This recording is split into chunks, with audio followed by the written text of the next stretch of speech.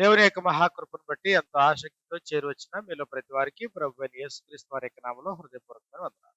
ದೇವರ ಮಹಾಕೃಪೆಯಿಂದ ಎಷ್ಟೋ ಆಸಕ್ತಿಯಿಂದ ಕೂಡಿ ಬಂದಿರುವಂತ ತಮ್ಮೆಲ್ಲರಿಗೂ ಕೂಡ ನಮ್ಮ ಕರ್ತನಾದ ಯೇಸು ಕ್ರಿಸ್ತನ ಪರಿಶುದ್ಧವಾದ ನಾಮದಲ್ಲಿ ತಮ್ಮೆಲ್ಲರಿಗೂ ವಂದನೆಯನ್ನು ఈ ಸಲ್ಲಿಸ್ತೇನೆ. దినము దేవుని యొక్క వాక్యాన్ని లేఖనానుసారంగా మనం నేర్చుకుందాం. ಈ ದಿನದಲ್ಲಿ ಕೂಡ ನಾವು ದೇವರ ವಾಕ್ಯಗಳನ್ನ ಲೇಖನಗಳಿಗೆ ಅನುಸಾರವಾದಂತ ರೀತಿಯಲ್ಲಿ ಕಲ್ತ್ಕೊಳ್ಳೋದಕ್ಕೆ ಮುಂದಾಗೋಣ. దేవుని యొక్క సంకల్పంలో దేవుని యొక్క రాజ్యంలో పిరికి వారికి స్థానం లేదు. ದೇವರ ಒಂದು ರಾಜ್ಯದಲ್ಲಿ ದೇವರ ಸಂಕಲ್ಪದಲ್ಲಿ ಹೇಡಿಗಳಿಗೆ ಯಾವುದೇ ರೀತಿಯಾದಂತಹ ಅವಕಾಶ ಇಲ್ಲ. పిరికి వారు అంటే భయస్థులు, భయపడేటువంటి వారు. ಅಂದ್ರೆ ಹೇಡಿಗಳು ಅಂದ್ರೆ ಭಯಪಡುವಂತವರು, ಭಯಸ್ಥರು ಎಂಬುದಾಗಿ. అలాంటి వారికి దేవుని యొక్క రాజ్యంలో ప్రవేశం లేదు, అవకాశం లేదు. శాశ్వతమైనటువంటి నిత్యత్వాన్ని పొందేటువంటి అవకాశం కూడా లేదు. ಅಂತವರಿಗೆ ದೇವರ ರಾಜ್ಯದಲ್ಲಿ ಅವಕಾಶ ಇಲ್ಲ, ದೇವರ ಸಂಕಲ್ಪದಲ್ಲಿ ಅವಕಾಶ ಇಲ್ಲ, ನಿತ್ಯತ್ವವನ್ನು ಕೂಡ ಹೊಂದುವುದರಲ್ಲಿ ಅವರಿಗೆ ಯಾವುದೇ ರೀತಿಯಾದಂತಹ ಅವಕಾಶಗಳು ಇರೋದಿಲ್ಲ. కాబట్టి బైబిల్ గ్రంథంలో మనం చూసినప్పుడు పిరికి వారు వెళ్ళిపోవచ్చు అన్నాడు. ಅಂದ್ರೆ ಬೈಬಲ್ ಗ್ರಂಥದಲ್ಲಿ ಈ ವಿಷಯವನ್ನು ಕುರಿತು ನಾವು ನೋಡುವಾಗ ಹೇಡಿಗಳು ನೀವು ಹಿಂದಿರುಗಿ ಹೋಗಬಹುದು ಅಂತ ಹೇಳ್ತಾ ಇದ್ದಾನೆ. సైన్యముగా యుద్ధం చేసే సందర్భంలో గాని, ಸೈನ್ಯವಾಗಿ ಯುದ್ಧ ಮಾಡುವಂತಹ ಸಂದರ್ಭದಲ್ಲಿಯೂ ಕೂಡ, ఇశ్రాయేలు వారు అరణ్య ప్రయాణం అనంతరం కనాన్లో చేరే సందర్భంలో గాని, ಇಸ್ರಾಯೇಲ್ಯರು ಅರಣ್ಯ ಪ್ರಯಾಣದ ನಂತರ ಕಾನಾನಿನಲ್ಲಿ ಪ್ರವೇಶ ಮಾಡುವಂತ ಸಂದರ್ಭದಲ್ಲಿಯೂ ಕೂಡ, నేడు ప్రభు సంఘంలో గాని పిరికి వారి ద్వారా దేవుడు తన కార్యాలు జరిగించడం. ಇವತ್ತು ಕರ್ತನಾದ ಯೇಸು ಕ್ರಿಸ್ತನ ಸಭೆಯಲ್ಲಿಯೂ ಕೂಡ ಹೇಡಿಗಳ ಮೂಲಕ ತನ್ನ ಕೆಲಸವನ್ನ ಸಾಧಿಸಲಾರನು ದೇವರು. అంటే దేవుడు మహాబలవంతుడు, శక్తివంతుడు, సర్వశక్తివంతుడై ఉన్నాడు.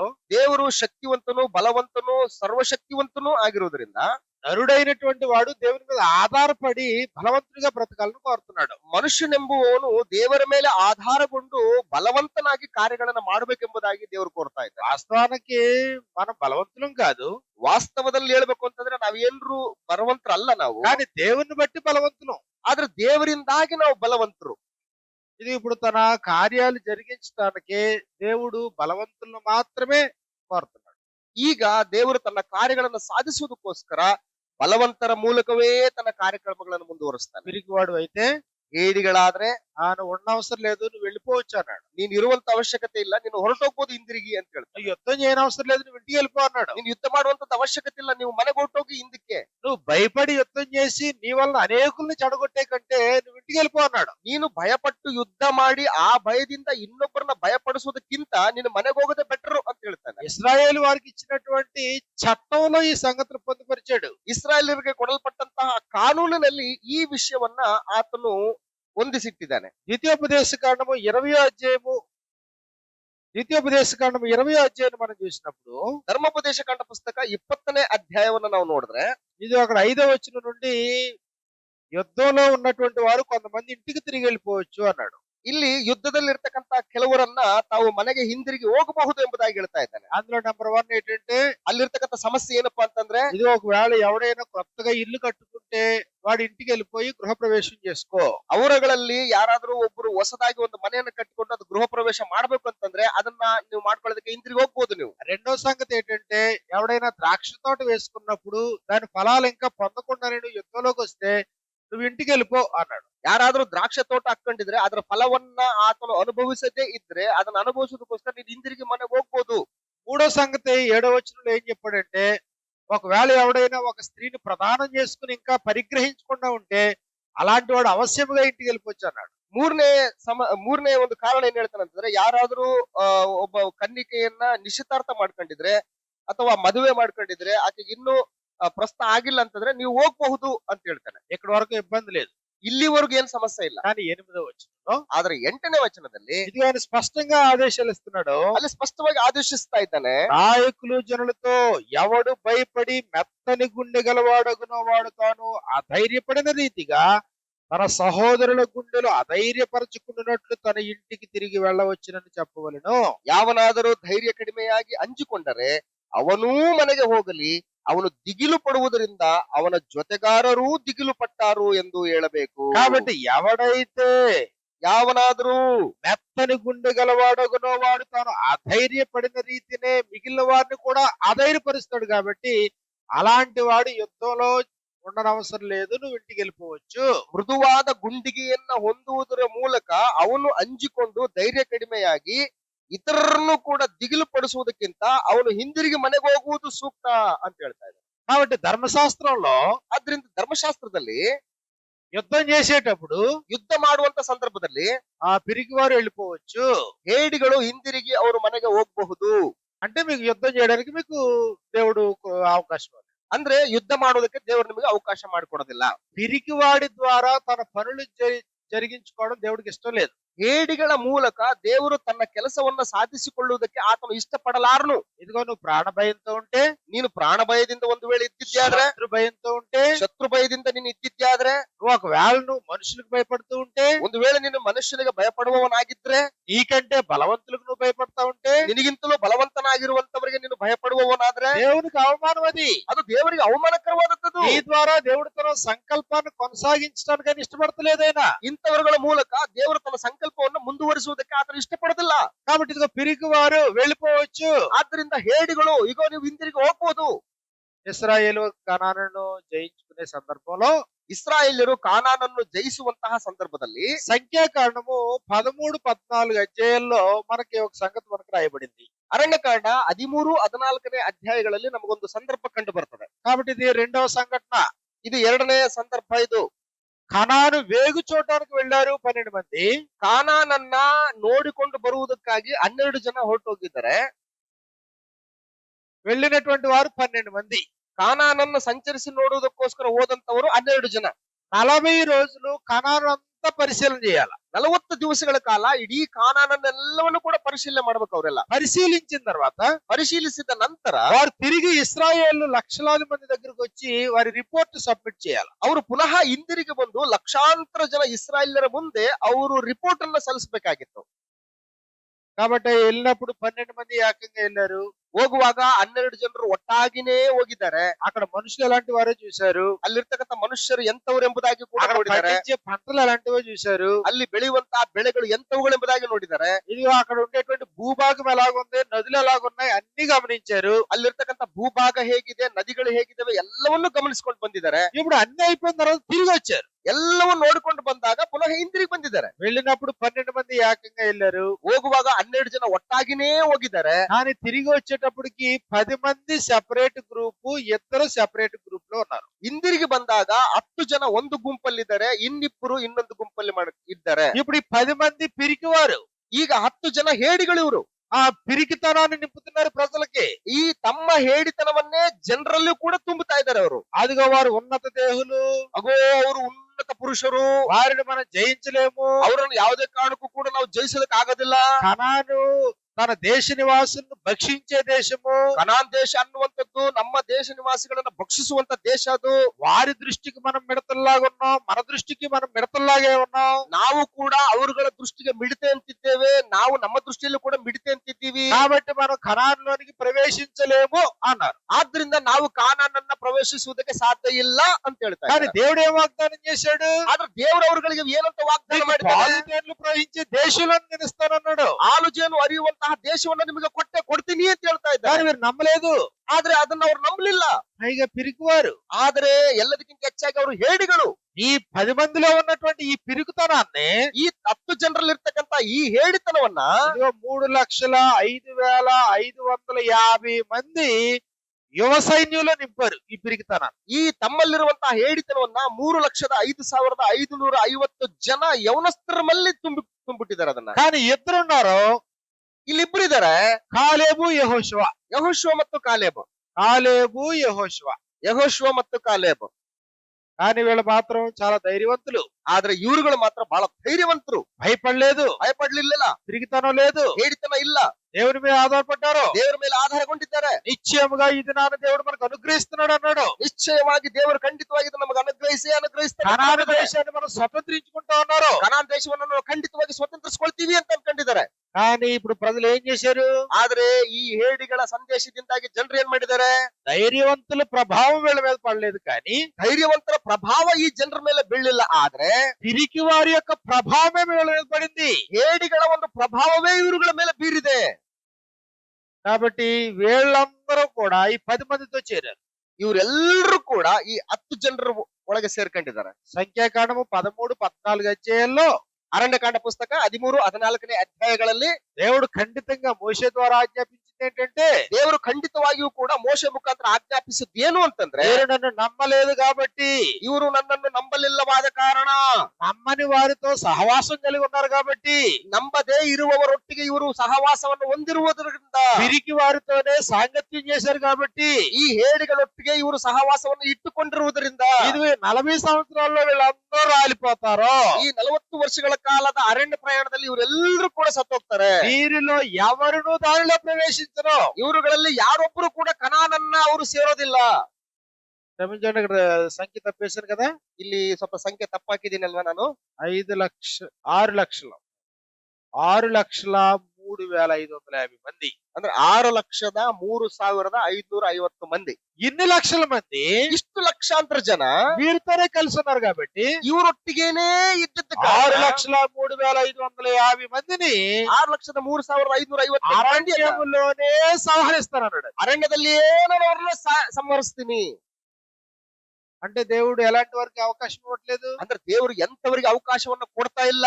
పిరికివాడు వానికి ఛాన్స్ లేదు. ನೀನು ಒಂದು ವೇಳೆ ಹೇಳಿನ ಹಾಗಾದ್ರೆ ನಿನಗೆ ಚಾನ್ಸ್ ಇಲ್ಲ. భయపడేవాడికి అవకాశం లేదు. ಭಯಪಡುವಂತವನಿಗೆ ಅವಕಾಶ ಇಲ್ಲ. పిరికివాడు వెళ్ళిపోవచ్చు. ಹೇಡಿಗಳು ಹಿಂದಿರುಗಿ ಹೊರಟೋಗಬಹುದು. పిరికివాడు చచ్చిపోవచ్చు. ಹೇಡಿ ಸತ್ತೋಗಬಹುದು. ఈ పిరికివారి మాటలు మీరు విన్నారు కాబట్టి, ಸೊ ಈ ಹೇಡಿಗಳೊಟ್ಟಿಗೆ ನೀವು ಇದ್ದ ಕಾರಣ అదే దినమందు ఈ 10 మందిని దేవుడు సంహరించేశాడు. ಅದೇ ದಿನದಲ್ಲಿ ಈ 10 ಜನರನ್ನು ಕೂಡ ದೇವರು ಸಾಯಿಸ್ಬಿಟ್ಟಿದ್ದಾನೆ. మిగిలిన 40 సంవత్సరాల్లో 6,03,550 మంది సంహరించాడు. ಉಳಿದ 40 ವರ್ಷಗಳಲ್ಲಿ ಉಳಿದ 6,03,550 ಜನರನ್ನು ಕೂಡ ಸಾಯಿಸಿದ್ದಾನೆ. కానీ వారిలో కాలేబు యెహోషువలు ధైర్యంగా నిలబడ్డారు. ಆದರೆ ಅವರುಗಳಲ್ಲಿ ಯೆಹೋಶುವ ಮತ್ತು ಕಾಲೇಬ ಬಹುಧೈರ್ಯವುಳ್ಳವರಾಗಿ అంటే ನಿಂತ್ಕೊಂಡಿದ್ದಾರೆ. దేవుని సంకల్పం కొనసాగించడానికి ఎలాంటి వ్యక్తులు కావాలనికి, ದೇವರ ಸಂಕಲ್ಪವನ್ನ ಮುಂದುವರಿಸಿಕೊಂಡು ಹೋಗುವುದಕ್ಕೆ ದೇವರಿಗೆ ಎಂತ ವ್ಯಕ್ತಿಗಳು ಬೇಕು. ఆ సంఘటనలు బట్టి మనకి ఏం అర్థం అవుతుంది? ಈ ಒಂದು ಸಂದರ್ಭದಿಂದಾಗಿ ನಮಗೆ ಏನ್ ಅರ್ಥ ಆಗುತ್ತೆ? పిరికివాడు పనికిరాడు, ಹೇಡಿಗಳು ದೇವರ ಕೆಲಸಕ್ಕೆ ಅಯೋಗ್ಯರು. భయపడేవాడు పనికిరాడు, ಭಯಪಡುವಂತವನು ದೇವರ ಕೆಲಸಕ್ಕೆ ಅಯೋಗ್ಯನು. వాగ్దానము విషయంలో సందేహించేవాడు పనికిరాడు, ವಾಗ್ದಾನಗಳ ವಿಷಯದಲ್ಲಿ ಸಂದೇಹ ಪಡುವಂತವನು ಕೆಲಸಕ್ಕೆ ಬರೋದಿಲ್ಲ. సందేహపడేవాడు గాలి చేత రేపబడి ఎగిరిపడు సముద్ర తరంగమును పోలి ఉండును. ಸಂದೇಹ ಪಡುವವನು ಗಾಳಿಯಿಂದ ಅತ್ಯುತ್ತ ಬಡಿಸಿಕೊಂಡು ಹೋಗುವಂತ ತೆರೆಗಳ ಹಾಗೆ వాడు ద్విమనస్కుడే, తన సమస్త మార్గములు యందు అస్థిరుడు. ಅಂತವನು ಎರಡು ಮನಸ್ಸುಳ್ಳವನಾಗಿ ತನ್ನ ಇಡೀ ಜೀವಮಾನದಲ್ಲೆಲ್ಲ ಅವನು ತಾಪತ್ರಯಕ್ಕೊಳಗಾಗ್ತಾನೆ. కాబట్టి పిరికివారా మీరు వెళ్ళిపోవచ్చు. ಆದ್ರಿಂದ ನೀವು ಹೇಡಿಗಳ ನೀವು ಹಿಂದಿರುಗಿ ಹೋಗ್ಬಹುದು. నువ్వు యుద్ధం చేయనవసరం లేదు. ನೀನು ಯುದ್ಧ ಮಾಡುವಂತ ಅವಶ್ಯಕತೆ ಇಲ್ಲ. నువ్వు పిరికివాడువా, నువ్వు కనాన్లో ప్రవేశించిన అవసరం లేదు. ನೀನು ಹೇಳಿನ ಕನಾನ್ ದೇಶದಲ್ಲಿ ಸ್ವತಂತ್ರಿಸುವುದಕ್ಕೆ ನಿನಗೆ ಅವಕಾಶ ಇಲ್ಲ. అది నువ్వు పిరికివాడు అయితే నీకు ఛాన్స్ లేదని చెప్పేశాడు. ಈಗ ನೀನು ಹೇಡಿ ಆಗಿದ್ರೆ ನಿನಗೆ ಚಾನ್ಸ್ ಖಂಡಿತ ಇಲ್ಲ ಅಂತ ಹೇಳ್ತಾ ಇದ್ದ. మూడో ఉదాహరణ మనం చూసినప్పుడు, 3ನೇ ಉದಾಹರಣೆಯನ್ನ ನಾವು ನೋಡುವುದಾದ್ರೆ, ఇశ్రాయేలు వారు కొత్త జనరేషన్ తో వాళ్ళ కనాను స్వతంత్రించుకున్న తర్వాత, ಇಸ್ರಾಯೇಲರು ಒಂದು ಹೊಸ ಜನರೇಷನ್ ಮೂಲಕ ಕನಾನನ್ನ ಸ್ವತಂತ್ರಿಸಿಕೊಂಡ ನಂತರ ఓ పక్కన మోషే మృతి పొందాడు, ಅಲ್ಲಿ ಪಕ್ಕದಲ್ಲಿ ಮೋಶೆ ಸತ್ತೋಗಿದ್ದಾನೆ. ఆ తర్వాత నాయకుడిగా యెహోషువ వచ్చాడు. ಆತನ ನಂತರ ನಾಯಕನಾಗಿ ಯೆಹೋಶುವನು ಬಂದಿದ್ದಾನೆ. యెహోషువతో ఆయన మాట్లాడుతూ ఉన్నాడు, ಯೆಹೋಶುವನೊಟ್ಟಿಗೆ ಮಾತಾಡ್ತಾ ಇದ್ದಾನೆ. నువ్వు భయపడొద్దు, ನೀನು ಭಯಪಡಬೇಡ, నేను నీకు తోడుగా ఉన్నాను, ನಾನ್ ನಿನಗ್ ಜೊತೆಯಾಗಿದ್ದೀನಿ. నువ్వు ఎవరికే భయపడిన అవసరం లేదు అన్నాడు దేవుడు. ನೀನ್ ಯಾರಿಗೂ ಭಯಪಡುವಂತ ಅವಶ್ಯಕತೆ ಇಲ್ಲ. 1వ అధ్యాయంలో యెహోషువ గ్రంథం 1వ అధ్యాయంలో ಯೆಹೋಶುವನ ಗ್ರಂಥ 1ನೇ ಅಧ್ಯಾಯದಲ್ಲಿ యెహోషువ గ్రంథం 1వ అధ్యాయము 5వ వచనం నుండి, నీ బ్రతుకు దినములన్నిటను ఏ మనుష్యుడు నీ ఎదుట నిలవలేడు, ನಿನ್ನ ಜೀವಮಾನ ಕಾಲದಲ್ಲೆಲ್ಲ ಯಾವನು ನಿನ್ನ ಮುಂದೆ ನಿಲ್ಲಲ್ಲ. నేను నీకును తోడై ఉందును. ನಿನ್ನ ಜೀವಮಾನದಲ್ಲೆಲ್ಲ ಒಬ್ಬನು ನಿನ್ನ ಮುಂದೆ ನಿಲ್ಲನು. ನಾನು ಮೋಶೆಯ ಸಂಗಡ ಇದ್ದ ಹಾಗೆ ನಿನ್ನ ಸಂಗಡಲೂ ಇರುವನು. 6వ వచనంలో, 6ನೇ ವಚನದಲ್ಲಿ నిన్ను విడువను, నిన్ను ఎడబాయను, ನಿನ್ನನ್ನು ಕೈ ಬಿಡುವುದಿಲ್ಲ, ತೊರೆಯುವುದಿಲ್ಲ. నిబ్బరము కలిగి నీవు ధైర్యముగా ఉండుము, ಸ್ಥಿರಚಿತ್ತನಾಗಿರು, ಧೈರ್ಯದಿಂದಿರು. వారికి ఇచ్చేదనని నేను వారి పితరులతో చేసిన ప్రమాణం చొప్పున ఇదిగో నిశ్చయముగా ఈ దేశాన్ని నీకు ఇస్తాను. ಯಾಕೆಂದ್ರೆ ನಾನು ಈ ಜನರ ಪಿತೃಗಳಿಗೆ ಪ್ರಮಾಣ ಮಾಡಿಕೊಟ್ಟ ದೇಶವನ್ನು ಇವರಿಗೆ ನೀನೇ ಸ್ವಾಧೀನಪಡಿಸಬೇಕು. కాబట్టి యెహోషువ కాలం అంతా చాలా ధైర్యంతో కార్యక్రమాలు కొనసాగించాడు. ಯೆಹೋಶುವನ ಕಾಲಘಟ್ಟದಲ್ಲೆಲ್ಲ ಬಹಳ ಧೈರ್ಯವಂತವಾಗಿ ಕೆಲಸಗಳು ನಡೆದಿದ್ದಾವೆ. యెహోషువ మృతి అనంతరం ಯೆಹೋಶುವನು ಸತ್ತ ನಂತರ ఇప్పుడు ఇశ్రాయేలు వారికి రక్షకులుగా న్యాయాధిపతులు వచ్చారు. ಇಸ್ರಾಯೇಲರಿಗೆ ರಕ್ಷಕರಾಗಿ ನ್ಯಾಯಸ್ಥಾಪಕರುಗಳು ಬಂದಿದ್ದಾರೆ. ఒక న్యాయాధిపతి గిద్యోను. ಆ ನ್ಯಾಯಸ್ಥಾಪಕರಲ್ಲಿ ಒಬ್ಬ ನ್ಯಾಯಸ್ಥಾಪಕ ಗಿದ್ಯೋನ. న్యాయాధిపతుల గ్రంథము 7వ అధ్యాయం మనం చూసినప్పుడు ನ್ಯಾಯಸ್ಥಾಪಕರ ಪುಸ್ತಕ 7ನೇ ಅಧ್ಯಾಯವನ್ನು ನಾವು ನೋಡ್ಬೇಕಾದ್ರೆ ఇక్కడ వింతైనటువంటి ఒక సంఘటన జరిగింది. ಇಲ್ಲಿ ಒಂದು ಆಶ್ಚರ್ಯಕರವಾದಂತ ಒಂದು ಸಂಗತಿ ನಡೆದಿದೆ. కాబట్టి ఇప్పుడు శత్రువులతో యుద్ధం చేసేటువంటి సమయం ఆసన్నమైంది. ಶತ್ರುಗಳೊಟ್ಟಿಗೆ ಯುದ್ಧ ಮಾಡುವಂತಹ ಸಮಯ ಸನ್ನಿಹಿತವಾಗಿದೆ. అప్పుడు యుద్ధం చేయడానికి ఇశ్రాయేలీలు కాల్బలంగా బయలుదేరుతూ ఉంటే ಇಸ್ರಾಯೇಲರು ಯುದ್ಧ ಮಾಡುವುದಕ್ಕೆ ಕಾಲ್ಬಲವಾಗಿ ಹೋಗುವಂತ ಒಂದು ಸಂದರ್ಭದಲ್ಲಿ ఇదిగో వారు మిద్యానీయులతో యుద్ధం చేయడానికి 32,000 మంది వచ్చారు. ಮಿದ್ಯಾನ್ಯರೊಂದಿಗೆ ಯುದ್ಧ ಮಾಡುವುದಕ್ಕೋಸ್ಕರ ಇಸ್ರಾಯೇಲರು 32,000 ಜನರು ಹೊರಟು ಬಂದಿದ್ದಾರೆ. కాబట్టి గిద్యోను కాలంలో ಗಿದ್ಯೋನನ ಕಾಲದಲ್ಲಿ యుద్ధం జరిగిస్తూ ఉన్నప్పుడు 32,000 మంది సైన్యంగా ముందుకు వచ్చారు యుద్ధం చేయడానికి. ಯುದ್ಧ ಮಾಡುವುದಕ್ಕೋಸ್ಕರ 32,000 ಸೈನ್ಯ ಬಲ ಬಂದಿದೆ ಮಿದ್ಯಾನರ ಮೇಲೆ ಯುದ್ಧ ಮಾಡೋದಕ್ಕೋಸ್ಕರ. 7వ అధ్యాయం 2వ వచనంలో 7ನೇ ಅಧ್ಯಾಯ 2ನೇ ವಚನದಲ್ಲಿ యెహోవా నీతోనున్న జనులు ఎక్కువ మంది, ಆಗ ಯೆಹೋವನು ಗಿದ್ಯೋನನಿಗೆ ನಿನ್ನ ಸಂಗಡ ಇರುವ ಜನರು ಹೆಚ್ಚಾಗಿದ್ದಾರೆ, వారి చేతికి నేను మిద్యానీయులను అప్పగింపతగదు. ಇವರ ಕೈಗೆ ಮಿದ್ಯಾನ್ಯರನ್ನು ಒಪ್ಪಿಸುವುದು ನನಗೆ ಸರಿಯಾಗಿ ಕಾಣುವುದಿಲ್ಲ. ఎందుకు అంటే ಯಾಕೆ ಅಂತಂದ್ರೆ ఇశ్రాయేలీలు అనుకుంటారంట, ಇಸ್ರಾಯೇಲರು ಈ ಮೂಲಕ ತಾವೇನ್ నా ಅನ್ಕೊಳ್ತಾರಂತ, బాహుబలము నాకు రక్షణ కలుగు చేసినదనుకొని నా మీద అతిశయించుదురేమో. ಒಪ್ಪಿಸಿಕೊಟ್ಟರೆ ಸ್ವಹಸ್ತದಿಂದಲೇ ನಮಗೆ ರಕ್ಷಣೆ ಉಂಟಾಯಿತೆಂದು ಹೆಚ್ಚಳಪಟ್ಟು ನನ್ನನ್ನು ಅಲಕ್ಷ್ಯ ಮಾಡಾರು. కాబట్టి నీవు ఇశ్రాయేలీలతో చెప్పు ఈ ప్రకారంగా. ಆದ್ದರಿಂದ ಎಲ್ಲಾ ಜನರಿಗೆ ಕೇಳಿಸುವಂತ ಧೈರ್ಯವಿಲ್ಲದ ಹೀಗೆ ಹೇಳು ಅಂತ ಹೇಳ್ತಾ ಇದ್ದಾನೆ. 3వ వచనంలో 3ನೇ ವಚನದಲ್ಲಿ ఎవడు భయపడి వణుకుచున్నాడో వాడు త్వరపడి గిలాదు కొండను విడిచి తిరిగి వెళ్ళవలెను. ಯಾವನು ಭಯಪಟ್ಟು ನಡುಗಿ ಧೈರ್ಯವಿಲ್ಲದವರು ಅಂಜುವವರು ಈ ಗಿಲ್ಯಾದ ಪರ್ವತವನ್ನು ಬಿಟ್ಟು ಮನೆಗೆ ಹೋಗಲಿ ಎಂದು ఈ ಪ್ರಕಟಿಸು. 32,000 మంది సైన్యంలో ఎవడు భయపడి వణుకుతున్నాడో వాడు వెళ్ళిపోవచ్చు అన్నాడు. ಈ 32,000 ಸೈನ್ಯ ಬಲದಲ್ಲಿ ಯಾರು ಧೈರ್ಯವಿಲ್ಲದವರು ಅಂಜುವವರು ನಡುಗುವರಿದರೋ ಅವರು ಹೊರಟೋಗ್ಲಿ ಅಂತ ಹೇಳ್ತಾ ಇದ್ದಾನೆ. ఎంతమంది వెళ్ళిపోయారు అన్నాడు? ಈ ಒಂದು ಪ್ರಕಟಣೆಗೆ ಎಷ್ಟು ಜನ ಹೊರಟೋಗಿದ್ದಾರೆ ಹಿಂದಿರುಗಿ? 22,000 మంది పోయారు. 22,000 ಮಂದಿ ಹಿಂದಿರುಗಿ ಹೋಗಿದ್ದಾರೆ. ఇంకా ఎంతమంది మిగిలారు? ಇನ್ನೆಷ್ಟು ಜನ ಉಳ್ಕೊಂಡಿದ್ದಾರೆ?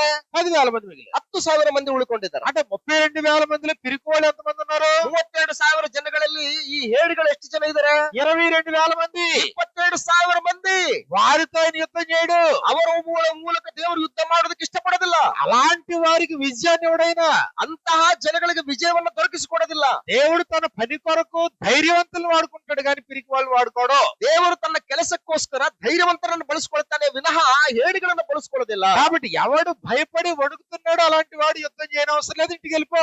ಯಾವನು ಧೈರ್ಯವಿಲ್ಲದವನು ಅಂಜುವವನು ನಡುಗುವವನಾಗಿದ್ದನೋ ಅವನು ಯುದ್ಧ ಮಾಡುವಂತದ ಅವಶ್ಯಕತೆ ಇಲ್ಲ, ಮನೆಗೆ ಹಿಂದಿರುಗಿ ಹೊರಟೋಗ್ಬಿಡ್ಲಿ. ఈ రోజు క్రీస్తు యేసు సైనికులు మనం. ಈ ದಿನಗಳಲ್ಲಿ ನಾವು ಕ್ರಿಸ್ತೇಸುವಿನ ಸೈನಿಕರು. ನಾವು మనకు పోరాటం ఉంది, ನಮಗೆ ಹೋರಾಟ ಇದೆ. సాతానుతో పోరాడాలి, ಸೈತಾನನೊಟ್ಟಿಗೆ ಹೋರಾಡಬೇಕಾಗಿದೆ. అంధకార సంబంధమైన అధికారులతో శక్తులతో పోరాడాలి, ಅಂಧಕಾರ ಸಂಬಂಧವಾದಂತ ಶಕ್ತಿಗಳ ಮೇಲೆ ಅಧಿಕಾರಗಳ ಮೇಲೆ ನಾವು ಹೋರಾಡಬೇಕಾಗಿದೆ. పోరాడాలి, ಆತ್ಮ ಸಂಬಂಧವಾದಂತ ಯುದ್ಧ ಮಾಡಬೇಕಾಗಿದೆ. పాపంతో నువ్వు పోరాడాలి, ಪಾಪದೊಟ್ಟಿಗೆ ನೀನು ಹೋರಾಡಬೇಕಾಗಿದೆ. ఈ శరీరంతో నువ్వు పోరాడాలి. ನಿನ್ನ ಶರೀರದೊಂದಿಗೆ ನೀನು ಹೋರಾಟ ಮಾಡಬೇಕಾಗಿದೆ. నువ్వు పిరికివాడు అయితే ಒಂದು ವೇಳೆ ಇವೆಲ್ಲವುಗಳಲ್ಲಿ ನೀನು ಒಂದು ವೇಳೆ ಹೇಡಿಯಾಗಿದ್ರೆ అది నీ వలన సాధ్యం కాదు. ಇವ್ಯಾವು ಕೂಡ ನಿನ್ನಿಂದ ಸಾಧ್ಯವಾಗಲಾರದು. దేవుని యొక్క పరిశుద్ధతను కాపాడే నిజ సైన్యం సంఘం అంటే ದೇವರ ಪರಿಶುದ್ಧತೆಯನ್ನು ಕಾಪಾಡುವಂತದ್ದು ಸಭೆ ಅಂದ್ರೆ ಒಂದು ಸೈನ್ಯ. ಅದು పిరికి సైన్యం అయితే, ಒಂದು ವೇಳೆ ಹೇಡಿ ಸೈನ್ಯವಾಗಿದ್ರೆ, పరిశుద్ధులు పిరికితనంతో భయంతో ఉంటే, ಪರಿಶುದ್ಧರು ಹೇಡಿತನದಿಂದ ಭಯಗೊಂಡು ಅಂಜೂರಾಗ್ಬಿಟ್ರೆ, సంఘపు నాయకత్వం పిరికివారైతే, ಸಭೆಯ ನಾಯಕತ್ವ ಒಂದು ಹೇಡಿತನದಿಂದ ಕೂಡಿತ್ತಾಗಿದ್ಬಿಟ್ರೆ, ఆహా పిరికి వారితో ఆయన తన సంకల్పాన్ని నెరవేర్చడు. ದೇವರು ಹೇಡಿಗಳ ಮೂಲಕ ತನ್ನ ಸಂಕಲ್ಪವನ್ನ ನೆರವೇರಿಸುವುದಿಲ್ಲ. పిరికి స్వార్థికులతో దేవుడు ఆయన పనిని కొనసాగించలేడు. ಹೇಡಿ ಸುವಾರ್ಥಿಕರ ಮೂಲಕ ದೇವರು ತನ್ನ ಕೆಲಸವನ್ನ ಮುಂದುವರಿಸಲಾರನು. భయపడేవాడు, విశ్వసించిన వాడు ఆయనకు అవసరం లేదు. ಭಯಪಡುವವನು, ನಂಬದವನು ದೇವರನ್ನ ಹಿಂಬಾಲಿಸಲಾರನು. ఇదిగో సైన్యానికి ప్రకటన చేశాడు 32,000 మంది సైన్యానికి. ಈ ಸೈನ್ಯಕ್ಕೆ ಪ್ರಕಟಣೆ ಮಾಡಿದ 32,000 మీలో ఎవడు భయపడి వణుకుతున్నాడో వాడి ఇంటికి వెళ్ళిపోవచ్చు అన్నాడు. ನಿಮ್ಮಲ್ಲಿ ಯಾವನು ಭಯಪಟ್ಟು ಅಂಜುತ್ತಾನೋ ನಡುಗ್ತಾನೋ ಅಂತವನು ಹಿಂದಿರುಗಿ ಹೋಗ್ಬಹುದು. నువ్వు ఈ పనికి నువ్వు పనికిరావు, ಈ ಕೆಲಸಕ್ಕೆ ನೀನು ಕೆಲಸಕ್ಕೆ ಬರೋದಿಲ್ಲ, నువ్వు వెళ్ళిపోవచ్చు. ನೀನು ಹಿಂದಿರುಗಿ ಹೊರಟೋಗ್ಬಹುದು. 22,000 మంది పోయారు. 22,000 ಮಂದಿ ಹಿಂದಿರುಗಿ ಹೊರಟೋಗ್ಬಿಟ್ಟಿದ್ದಾರೆ. ఇంకా 10,000 మంది ఉన్నారు. ಇನ್ನೂ 10,000 ಜನ ಇದ್ದಾರೆ. కాబట్టి ఇప్పుడు రెండోసారి మళ్ళీ అవకాశం ఇచ్చాడు. 2ನೇ ಸಾರಿ ಮತ್ತೊಂದು ಅವಕಾಶವನ್ನು ಕೊಡ್ತಾ ಇದ್ದಾನೆ. ఇప్పుడు ఈ 10,000 మంది కూడా ఎక్కువే. ఈ 10,000 ಜನರು ಕೂಡ ಜಾಸ್ತಿನೇ. కాబట్టి ఒక నీళ్లు ఉండేటువంటి ఒక స్థలం దగ్గర తీసుకెళ్లాడు. ನೀರಿರುವಂತ ಒಂದು ಸ್ಥಳಕ್ಕೆ ಆ 10,000 ಜನರನ್ನ ಕರ್ಕೊಂಡು ಹೋಗಿದ್ದಾನೆ. ఇదిగో తీసుకెళ్లి వాళ్ళకి చిన్న పరీక్ష పెట్టాడు. అక్కడ ಅಲ್ಲಿ ಕರ್ಕೊಂಡು ಹೋಗಿ ಅವ್ರಿಗೊಂದು ಚಿಕ್ಕ ಪರೀಕ್ಷೆಯನ್ನ ಇಟ್ಟಿದ್ದಾನೆ. వాళ్ళు నీళ్లు ఎలా తాగుతున్నారో చూశాడు. ಅವರು ನೀರನ್ನ ಹೇಗೆ ಕುಡಿತಾರೆ ಅನ್ನುವಂಥದ್ದನ್ನ ನೋಡ್ತಾ ಇದ್ದಾನೆ. 7వ అధ్యాయం 5వ వచనంలో మనం చూసినప్పుడు 7ನೇ ಅಧ್ಯಾಯ 5ನೇ ವಚನದಲ್ಲಿ ನಾವು ನೋಡುವಾಗ అతడు నీళ్ల యొద్దకు ఆ జనమును దిగజేసినప్పుడు యెహోవా కుక్క గతుకున్నట్లు తన నాలుకతో నీళ్లను గతికిన ప్రతి వానిని, తాగుటకు మోకాళ్ళుని కృంగిన ప్రతి వారిని వేరువేరుగా ఉంచమని గిద్యోనుతో చెప్పాను. చేతితో నోటికి అందించుకొని గతికిన వారి లెక్క 300 మంది. మిగిలిన జనులందరూ నీళ్లు తాగుటకు మోకాళ్ళుని కృంగిరి. అప్పుడు యెహోవా గతికిన 300 మనుషుల ద్వారా మిమ్మును రక్షించెదను. ಗಿದ್ಯೋನನು ಜನರನ್ನು ಹಳ್ಳಕ್ಕೆ ಕರೆದುಕೊಂಡು ಬಂದಾಗ ಯೆಹೋವನು ಅವನಿಗೆ, ನಾಯಿಯಂತೆ ನೀರನ್ನು ನಾಲಿಗೆಯಿಂದ ನೆಕ್ಕುವವರನ್ನು, ಮೊಣಕಾಲೂರಿ ಕುಡಿಯುವವರನ್ನು ಬೇರೆ ಬೇರೆಯಾಗಿ ನಿಲ್ಲಿಸು ಎಂದು ಹೇಳಿದನು. ಕೈಯಿಂದ ನೀರನ್ನು ಬಾಯಿಗೆ ತೆಗೆದುಕೊಂಡು ನೆಕ್ಕಿದವರ ಸಂಖ್ಯೆ 300, ಇತರ ಜನರು ಮೊಣಕಾಲೂರಿ ಕುಡಿದವರು. ಆಗ ಯೆಹೋವನು ಗಿದ್ಯೋನನಿಗೆ, ನೀರನ್ನು ನೆಕ್ಕಿದ ಆ 300 ಮಂದಿಯಿಂದಲೇ ನಿಮಗೆ ಜಯವನ್ನುಂಟು ಮಾಡಿ ಮಿದ್ಯಾನ್ಯರನ್ನು ನಿನ್ನ ಕೈಗೆ ಒಪ್ಪಿಸಿಕೊಡುವೆನು. ಉಳಿದವರು ತಮ್ಮ ತಮ್ಮ ಸ್ಥಳಗಳಿಗೆ ಹೋಗಲಿ ಎಂದು ಆಜ್ಞಾಪಿಸಿದನು. 10,000 మందిని నీటి దగ్గర తీసుకెళ్లాడు. 10,000 ಜನರನ್ನ ನೀರಿನ ಬಳಿಗೆ ಕರ್ಕೊಂಡು ಹೋಗಿದ್ದಾನೆ. వాళ్ళు నీళ్లు ఎలా తాగుతున్నారో చూడమన్నాడు. ಆ ನೀರನ್ನು ಅವರು ಹೇಗೆ ಕುಡಿತಾರೆ ಅನ್ನುವಂಥದ್ದನ್ನ ಆತನು ನೋಡಿದಾನೆ. ఎవడైతే ఇలా దోషులతో తీసుకుని నీళ్లు గతికాడో వాళ్ళందరినీ పక్కన పెట్టి వాళ్ళు 300 మంది వచ్చి, ಯಾರು ನೀರನ್ನ ಬೊಗಸೆಯಿಂದ ತಗೊಂಡು ನೀರು ಕುಡಿದಾರೋ ಅವ್ರನ್ನೆಲ್ಲರನ್ನು ಪಕ್ಕಕ್ಕಿಡು ಅಂತ ಹೇಳ್ತಾರೆ. ఎవరైతే మోకాళ్ళుని కుక్క గతికినట్లుగా నీళ్ళని డైరెక్ట్ గా నోటితో గతికారో వాళ్ళందరినీ పక్కన పెట్టాను. ಯಾರು ಮೊಣಕಾಲೂರಿ ನಾಯಿ ಹಾಗೆ ನೀರನ್ನು ಯಾರು ನೆಕ್ಕುತ್ತಾರೋ ಅವ್ರನ್ನೆಲ್ಲ ಪಕ್ಕಕ್ಕಿಡು ಅಂತ ಹೇಳ್ತಾ ಇದ್ದಾರೆ. అలాంటి వారు 9,700 మంది వచ్చారు. ಅಂತವರು 9,700 ಜನ ಬಂದಿದ್ದಾರೆ.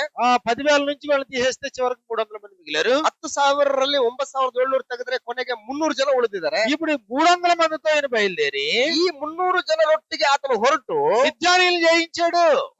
ಮಿದ್ಯಾನ್ಯರನ್ನ ಆತನು ಜಯಿಸಿದಾನೆ. ఏమవుతుంది మనకి? ಇದರಿಂದ ಏನ್ ಅರ್ಥ ಆಗುತ್ತೆ ನಮಗೆ? దేవుడు సంఖ్యను కోరతాడా? ದೇವರ ಸಂಖ್ಯೆಯನ್ನು ಕೋರ್ತಾ ಇದ್ದಾನ. 6,03,550 మందిని కోరలేదైనా. ಆತನು 6,03,550 ಜನರನ್ನ ಕೋರ್ಲಿಲ್ಲ. ధైర్య సాహసాలు కలిగిన వాళ్ళు కావాలి. ಧೈರ್ಯ ಸಾಹಸವನ್ನು ಹೊಂದಿರ್ತಕ್ಕಂಥವ್ರು ಆತನಿಗೆ దేవుని ಬೇಕು. వాగ్దానాలు నమ్మిన వాళ్ళు కావాలి. ದೇವರ ವಾಗ್ದಾನಗಳನ್ನ ನಂಬಿರ್ತಕ್ಕಂಥವ್ರು దేవుని మీద ಬೇಕು. ఆధారపడే వాళ్ళు కావాలి. ದೇವರ ಮೇಲೆ ಆಧಾರಗೊಂಡಿರ್ತಕ್ಕಂಥವ್ರು ಆತನಿಗೆ ಬೇಕು. పిరికితనం కలిగిన నాయకత్వం ఆయనకు అవసరం లేదు. ಏಡಿತನದ ನಾಯಕತ್ವವನ್ನು ಹೊಂದಿರ್ತಕ್ಕಂಥವ್ರು ಆತನಿಗೆ ಬೇಕಾಗಿಲ್ಲ. మనుషులకు భయపడేవారు ఆయనకు అవసరం లేదు. ಮನುಷ್ಯರಿಗೆ ಭಯಪಡುವಂತವ್ರು ಆತನಿಗೆ ಅವಶ್ಯಕತೆ ಇಲ್ಲ. మనుషులకు దాసులుగా ఉండేవారు ఆయనకు అవసరం లేదు. ಮನುಷ್ಯರಿಗೆ ದಾಸರಾಗಿರ್ತಕ್ಕಂಥವ್ರು ಆತನಿಗೆ ಅವಶ್ಯಕತೆ ప్రాణ ಇಲ್ಲ. భయంతో జీవించే వారికి ఆయన అవసరం లేదు. ಪ್ರಾಣ ಭಯದಿಂದ ಜೀವಿಸುವಂತವರು ಆತನಿಗೆ ಅವಶ್ಯಕತೆ ಇಲ್ಲ. రేపేమి జరుగుతుందో అనే ఆందోళన కలిగిన వారు ఆయనకు అవసరం లేదు. ನಾಳೆ ಏನ್ ನಡೀತದೋ ಅನ್ನುವಂತ ಒಂದು ಆಂದೋಲನೆಯನ್ನು ಹೊಂದಿರತಕ್ಕಂಥವ್ರು ಬೇಡ. రేపటిని గురించిన చింతతో బ్రతికేవారు ఆయనకు అవసరం లేదు. ನಾಳೆ ಬರುವಂತ ಚಿಂತೆಗಳಿಂದ ಇವತ್ತು ಬದುಕುವಂತವರು ದೇವರಿಗೆ ಬೇಕಾಗಿಲ್ಲ. ధనానికి దాసోహమైపోయేవారు ఆయనకు అవసరం లేదు. ಹಣಕ್ಕೆ ದಾಸರಾಗಿರ್ತಕ್ಕಂಥವ್ರು ಆತನಿಗೆ ಬೇಕಾಗಿಲ್ಲ. ప్రాణాన్ని రక్షించుకొని కోరేవారు ఆయనకు అవసరం లేదు. ತಮ್ಮ ಪ್ರಾಣವನ್ನ ತಾವು ರಕ್ಷಿಸಿಕೊಳ್ಳತಕ್ಕಂಥವರು ಕೂಡ ದೇವರಿಗೆ ಬೇಕಾಗಿಲ್ಲ. దేవుని కొరకు, ప్రభు కొరకు ದೇವರಿಗಾಗಿ, ಯೇಸು ಕ್ರಿಸ್ತರಿಗಾಗಿ ప్రాణమును సహా ద్వేషించేవాడు ఆయనకు కావాలి. ನಮ್ಮ ಸ್ವಂತ ಪ್ರಾಣವನ್ನು ಕೂಡ ದ್ವೇಷಿಸುವಂತವರೇ ದೇವರಿಗೆ ಬೇಕು. ప్రాణయాగానికైనా సిద్ధపడేవారు ఆయనకు కావాలి. ಪ್ರಾಣವನ್ನ ಯಜ್ಞವನ್ನಾಗಿ ಸಮರ್ಪಿಸುವುದಕ್ಕೆ ಸಿದ್ಧರಾಗಿರ್ತಕ್ಕಂಥವ್ರು ಆತನಿಗೆ ಬೇಕು. ఈ రోజు నాయకత్వం ఎలా ఉంది? ಈ ದಿನಗಳಲ್ಲಿ ನಾಯಕತ್ವ ಅನ್ನುವಂಥದ್ದು ಹೇಗಿದೆ? ఈ రోజు పరిశుద్ధుల యొక్క పరిస్థితి ఎలా ఉంది? ಇವತ್ತು ಪರಿಶುದ್ಧರ ಪರಿಸ್ಥಿತಿ ಹೇಗಿದೆ? ధైర్యవంతుడివేనా? ನೀನು ಧೈರ್ಯವಂತನೇನಾ? మనుషులను సంతోష పెట్టేవాడువా, దేవుని సంతోష పెట్టేవాడువా? ಮನುಷ್ಯರನ್ನು ಸಂತೋಷ ಪಡಿಸುವವನಾಗಿದ್ದೀಯಾ ಅಥವಾ ದೇವರನ್ನು ಸಂತೋಷ ఎవరి ಪಡಿಸುವವನಾಗಿದ್ದೀಯಾ? కొరకు బ్రతుకుతున్నావు? ಯಾರಿಗೋಸ್ಕರ ಬದುಕ್ತಾ ಇದ್ದೀಯಾ? ఎవరికి దాసుడిగా బ్రతుకుతున్నావు? ಯಾರಿಗೆ ದಾಸನಾಗಿ ನೀನು ಬದುಕ್ತಾ ಇದ್ದೀಯಾ? పిరికి వాళ్ళు వెళ్ళిపోవచ్చు, ఈ పనికి పనికిరారు. ಏಡಿಗಳು ನೀವು ಹಿಂದಿರುಗಿ ಹೊರಟೋಗಬಹುದು, ಈ ಶ್ರೇಷ್ಠವಾದ ಕೆಲಸಕ್ಕೆ ನೀವು ಕೆಲಸಕ್ಕೆ ಬರೋದಿಲ್ಲ. పిరికి వాడితో ఆయన తన సంకల్పాన్ని, రాజ్యాన్ని కట్టడం. ದೇವರು ಹೇಡಿಗಳ ಮೂಲಕ ತನ್ನ ರಾಜ್ಯವನ್ನ, ತನ್ನ ಸಂಕಲ್ಪವನ್ನ ಆತನು ಕಟ್ಟೋದಿಲ್ಲ. ఒకవేళ పిరికి వాళ్ళైన సువార్థికుడు ఎంతగా ప్రయాసపడినా దాని వల్ల ఉపయోగం ఉండదు. ಒಂದು ವೇಳೆ ಹೇಡಿಯಾಗಿರ್ತಕ್ಕಂಥ ಸುವಾರ್ಥಿಕನ ಮೂಲಕ ಆತನ ಎಷ್ಟೇ ಕಷ್ಟಪಟ್ಟರು ಕೂಡ ದೇವರು ಆತನ ಕೆಲಸವನ್ನು ಸಫಲ ಮಾಡೋದಿಲ್ಲ. మొదటి రాజుల గ్రంథము 17వ అధ్యాయం మనం 19వ అధ్యాయం మనం చూసినప్పుడు 1ನೇ ಅರಸುಗಳ ಪುಸ್ತಕ 17ನೇ ಅಧ್ಯಾಯ 19ನೇ ವಚನದಲ್ಲಿ ನಾವು ಮತ್ತೊಂದು ಸಂದರ್ಭವನ್ನು ಗಮನಿಸಿದ್ರೆ అక్కడ ప్రవక్త అయినటువంటి ఏలియా మనకు కనబడుతున్నాడు.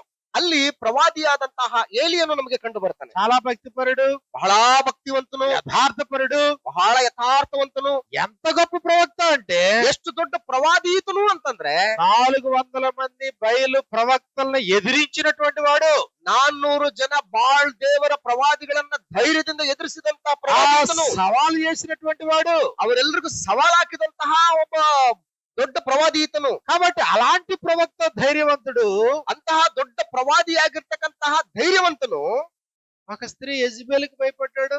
ಒಬ್ಬ ಸ್ತ್ರೀ ಇಜ್ಬೇಲ್ ಎಂಬಂತ ಸ್ತ್ರೀಗೆ ಭಯಪಟ್ಟಿದ್ದಾನೆ. ధైర్యం అనంతరం పిరిగితనం చోటు చేసుకుంది. ಅಂದ್ರೆ ಧೈರ್ಯದ ನಂತರ ಹೇಳಿತನ ಅನ್ನುವಂಥದ್ದಲ್ಲಿ ಅವನಲ್ಲಿ ಮನೆ ಮಾಡ್ಕೊಂಡ್ಬಿಟ್ಟಿದೆ. కాబట్టి అక్కడ మనం చూసినప్పుడు 18వ అధ్యాయంలో 18ನೇ ಅಧ್ಯಾಯದಲ್ಲಿ 18వ అధ్యాయము 17వ అధ్యాయము 19వ అధ్యాయంలో కూడా 17, 18, 19 ಅಧ್ಯಾಯಗಳಲ್ಲಿಯೂ ಕೂಡ ఇదిగో 19వ అధ్యాయంలో రాణి అయినటువంటి యెజబెలుకు భయపడి పారిపోయాడు. 19ನೇ ಅಧ್ಯಾಯದಲ್ಲಿ ರಾಣಿಯಾದಂತಹ ಇಜಬೇಲಳಿಗೆ ಭಯಪಟ್ಟು ಅಲ್ಲಿಂದ ಆತನು ಓಡೋಗ್ತಾನೆ. 19వ అధ్యాయం 3వ వచనంలో 19ನೇ ಅಧ್ಯಾಯ 3ನೇ ವಚನದಲ್ಲಿ కాబట్టి అతడు ఈ సమాచారం తెలుసుకొని లేచి తన ప్రాణము కాపాడుడు కొనుటకై పోయి యోధా సంబంధమైన బేర్షేబాకు చేరి అచ్చట ఉండుమని తన దాసులతో చెప్పి తాను ఒక దిన ప్రయాణం అరణ్యంలోనికి పోయి ఇదిగో మొత్తం పారిపోయాడు. ಅವನು ಇದನ್ನು ಕೇಳಿದೊಡನೆ ತನ್ನ ಪ್ರಾಣ ರಕ್ಷಣೆಗಾಗಿ ಅಲ್ಲಿಂದ ಹೊರಟು ಯಹೂದದ ಬೆರ್ಷೆಬಕ್ಕೆ ಬಂದು ಅಲ್ಲಿ ತನ್ನ ಸೇವಕನನ್ನು ಬಿಟ್ಟನು. ತರುವಾಯ ತಾನೊಬ್ಬನಾಗಿ ಅರಣ್ಯದೊಳಗೆ 1 ದಿವಸದ ಪ್ರಯಾಣದಷ್ಟು ದೂರ ಹೋಗಿ ಒಂದು ಜಾಲಿ ಗಿಡದ ಕೆಳಗೆ ಕೂತುಕೊಂಡು ಮರಣವನ್ನು ಅಪೇಕ್ಷಿಸಿದನು. కాబట్టి 4 ప్రవక్త అయినటువంటి ఏలియా, 4ನೇದಾಗಿ ಪ್ರವಾದಿಯಾದಂತಹ ಏಲಿಯಾ ధైర్యంతో 400 మంది బయలు ప్రవక్తలను ఎదిరించినటువంటి వాడైనా ಧೈರ್ಯದಿಂದ 400 ಜನ ಬಾಳ್ ಪ್ರವಾದಿಗಳನ್ನ ಎದುರಿಸಿದಂತ ವ್ಯಕ್ತಿ పిరిగితనంతో యెజబెలుకు భయపడ్డాడు. ಹೇಳಿತನದಿಂದ ಒಬ್ಬ ಸ್ತ್ರೀ ಯಜಬೇಲ್ ರಾಣಿಗೆ ಭಯಪಟ್ಟಿದ್ದಾನೆ. నీ ప్రాణం తీసేస్తానన్నప్పుడు భయపడ్డాడు. ನಿನ್ ಪ್ರಾಣ ತೆಗಿತೀನಿ ಅಂತಂದ್ರೆ ಅದಕ್ಕೆ ಆತ ಹಂಚ್ಕೊಂಡ್ಬಿಟ್ಟಿದ್ದಾನೆ. వెనక దేవుడు లేడా? ನಿನ್ ಹಿಂದೆ ದೇವ್ರು ಇಲ್ವಾ? నువ్వు భయపడుతున్నది మనిషిగా? ನೀನು భయపಡುವಂತದ್ದು ಮನುಷ್ಯನಿಗ? భయపడుతున్నది రాజుగా? ನೀನು భయపడుತ್ತಿರುವಂತದ್ದು ರಾಜನಿಗ? రాజులు నమ్ముకున్నట్టు కంటే యెహోవాను ఆశ్రయించడం మేలు.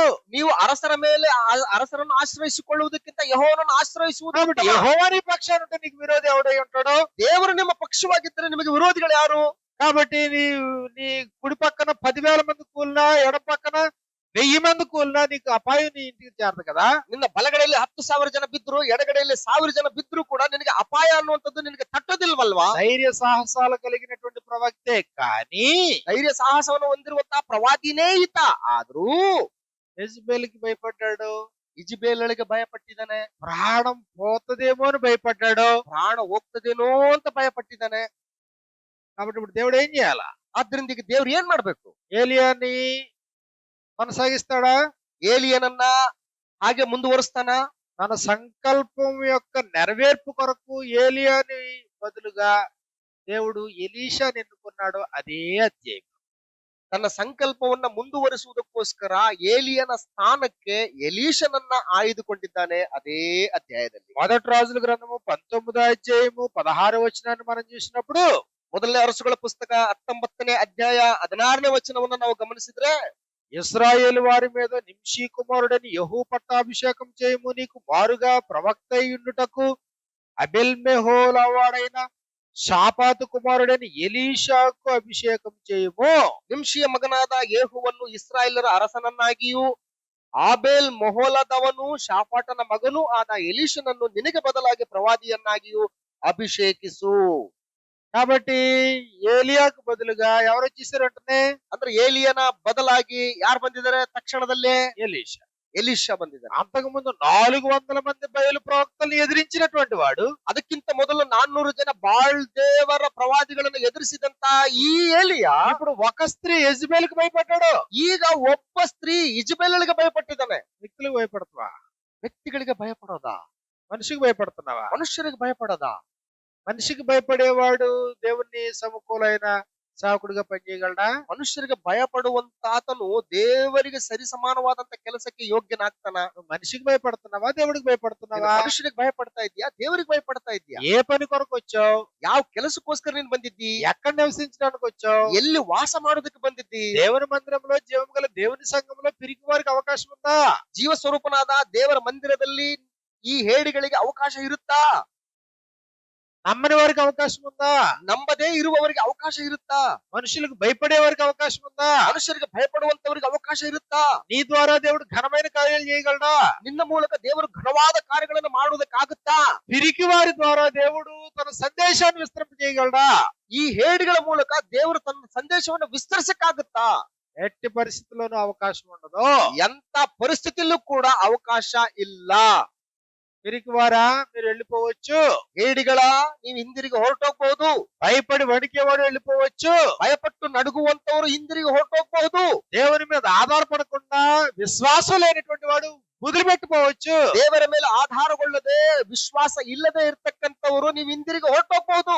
ఐదవ ఉదాహరణ మనం చూసినప్పుడు 5ನೇ ಉದಾಹರಣೆಯನ್ನ ನಾವು ಗಮನಿಸಿದ್ರೆ, రాజు అయినటువంటి సౌలు, ಅರಸನಾಗಿರ್ತಕ್ಕಂತಹ ಸೌಲನು, మొదటి రాజులు సమూయేలు మొదటి గ్రంథము 13వ అధ్యాయం మనప్పుడు 1ನೇ ಸಮುವೇಲ ಗ್ರಂಥ 13ನೇ ಅಧ್ಯಾಯವನ್ನ ನಾವು ಗಮನಿಸಿದ್ರೆ, ఇదిగో ఇక్కడ యుద్ధం చేయడానికి ఏమో ప్రజలు వచ్చేసారు. ಇಲ್ಲಿ ಯುದ್ಧ ಮಾಡುವುದಕ್ಕೇನೋ ಜನರು ಬಂದಿದ್ದಾರೆ.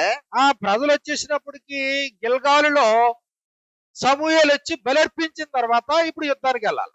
ಗಿಲ್ಗಾಲಿನಲ್ಲಿ ಸಮುವೇಲನು ಬಂದು ಬಲಿ ಅರ್ಪಿಸಿದ ನಂತರವೇ ಇವರು ಯುದ್ಧಕ್ಕೆ ಹೊರಡಬೇಕು. ఇది అలాంటి టైంలో ಅಂತಹ ಸಮಯದಲ್ಲಿ ఆ పక్కనేమో ఫిలిస్తీన్లు కాపు కాశారు, ಒಂದು ಕಡೆನೇನೋ ಫಿಲಿಸ್ತೀಯರು ಕಾದ್ಕೊಂಡಿದ್ದಾರೆ ಯುದ್ಧಕ್ಕೆ. మరో పక్కనేమో సౌలుతో పాటు యుద్ధం చేయడానికి కొంతమంది యవ్వనులు వచ్చారు, ಮತ್ತೊಂದು ಕಡೆ ಸೌಲನೊಟ್ಟಿಗೆ ಯುದ್ಧ ಮಾಡುವುದಕ್ಕಾಗಿ ಕೆಲವು ಜನ ಯೌವನಸ್ಥರು ಹೊರಟು ಬಂದಿದ್ದಾರೆ. మరో పక్కనేమో యుద్ధం చేయడానికి సౌలు సిద్ధంగా ఉన్నాడు. ಮತ್ತೊಂದು ಕಡೆ ಯುದ್ಧ ಮಾಡುವುದಕ್ಕೋಸ್ಕರ ಸೌಲನು ಕೂಡ ಸಿದ್ಧವಾಗಿದ್ದಾನೆ. ఇక్కడ ఆలస్యం ఏమవుతుంది? ಇಲ್ಲಿ ತಡ ಏನಾಗ್ತಾ ಇದೆ? సమూయేలు రావాలి, బలి అర్పించాలి, అప్పుడు వీళ్ళు యుద్ధానికి పోవాలి. ಸಮುವೇಲನು ಬರಬೇಕು, ಬಲಿ ಅರ್ಪಿಸ್ಬೇಕು, ಇವರು ಯುದ್ಧಕ್ಕೆ ಹೋಗ್ಬೇಕು. కానీ ಆದ್ರೆ సౌలు భయపడి, ಸೌಲನು ಭಯಪಟ್ಟು, ఏంటి భయం ఏంటి? ಏನ್ ಭಯ ಏನು? ఒక పక్కన ప్రవక్త రాక ఆలస్యమవుతుంది, ಅಂದ್ರೆ ಒಂದು ಕಡೆ ಪ್ರವಾದಿ ಬರುವುದಕ್ಕೆ ತಡ ಆಗ್ತಾ ಇದೆ. మరో పక్క తన దగ్గర ఉన్నటువంటి యవనస్తులు జాయిగా వెళ్ళిపోతున్నారు. ತನ್ನ ಬಳಿಯಲ್ಲಿರ್ತಕ್ಕಂತ ಯೌವನಸ್ಥರು ಯುದ್ಧ ಮಾಡುವುದಕ್ಕೆ ಹಿಂಜರಿದು ಹಿಂದಕ್ಕೆ ಹೋಗುವಂತ ಅವಕಾಶ ಕಂಡು ಬರ್ತಾ ಇದೆ. మరో పక్క ఫిలిస్తీన్లు మిక్మషులో కాపు కాస్తున్నారు. ಮತ್ತೊಂದು ಕಡೆ ಫಿಲಿಸ್ತೀಯರು ಮಿಕ್ಮಾಷಿನಲ್ಲಿ ಅವರು ಕಾವಲು ಕಾದ್ಕೊಂಡಿದ್ದಾರೆ. ఏ టైంలో వారు వచ్చి మీద పడతారు అని పిరికితనంతో, భయంతో, ಯಾವ ಸಮಯದಲ್ಲಿ ಅವರು ಬಂದು ನಮ್ಮ ಮೇಲೆ ಎರಗುತ್ತಾರೋ ಅನ್ನುವಂತಹ ಭಯ, ಹೇಡಿತನದಿಂದ ఆ యాజకుడైనటువంటి సమూయేలు రాకుండానే ఆ బలి ఆయన అర్పించేశాడు. ಯಾಜಕನಾಗಿರುವಂತಹ ಸಮುವೇಲನ ಬಂದು ಬಲಿ ಅರ್ಪಿಸುವುದಕ್ಕಿಂತ ಮೊದಲೇ ತಾನೇ ಸಾಹಸ ಮಾಡಿ ಯಜ್ಞವನ್ನ ಬಲಿಯನ್ನು ಅರ್ಪಿಸಿದ. రాజు అయినటువంటి సౌలు ఇశ్రాయేలు వారికి నాయకుడు, మొదటి రాజు. ಅರಸನಾಗಿರ್ತಕ್ಕಂಥ ಸೌಲನು ಇಸ್ರಾಯೇಲ್ ಪ್ರಜೆಗಳಿಗೆ ಮೊದಲನೇ ಅರಸನು, ನಾಯಕನಾತನು. ఇశ్రాయేలు దేవుని ప్రజలందరూ ఆయన చేతిలో ఉన్నారు. ಇಸ್ರಾಯೇಲ್ ಪ್ರಜೆಗಳೆಲ್ಲರೂ ಕೂಡ ಈ ಸೌಲನ ಕೈ ಕೆಳಗಿದ್ದಾರೆ. ఓ నాయకుడా, ಓ ನಾಯಕನೇ, నీకు పిరుగుతనం తగునా?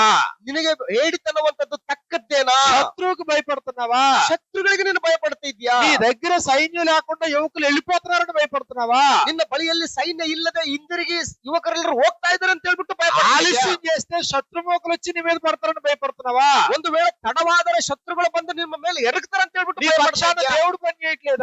ನಿನ್ನ ಪರವಾಗಿ ದೇವರು ಕೆಲಸ ಮಾಡ್ತಾ ಇಲ್ವಾ? దేవుడు నిన్ను ఆదుకోవట్లేదా? ದೇವರು ನಿನ್ನನ್ನು ಆದುಕೊಳ್ತಾ ಇಲ್ವಾ? దేవుడు నిన్ను పోషించట్లేదా? ದೇವರು ನಿನ್ನನ್ನು ಪೋಷಿಸ್ತಾ ಇಲ್ವಾ? దేవుడు నీకు రాజ్యాధికారం ఇవ్వలేదా?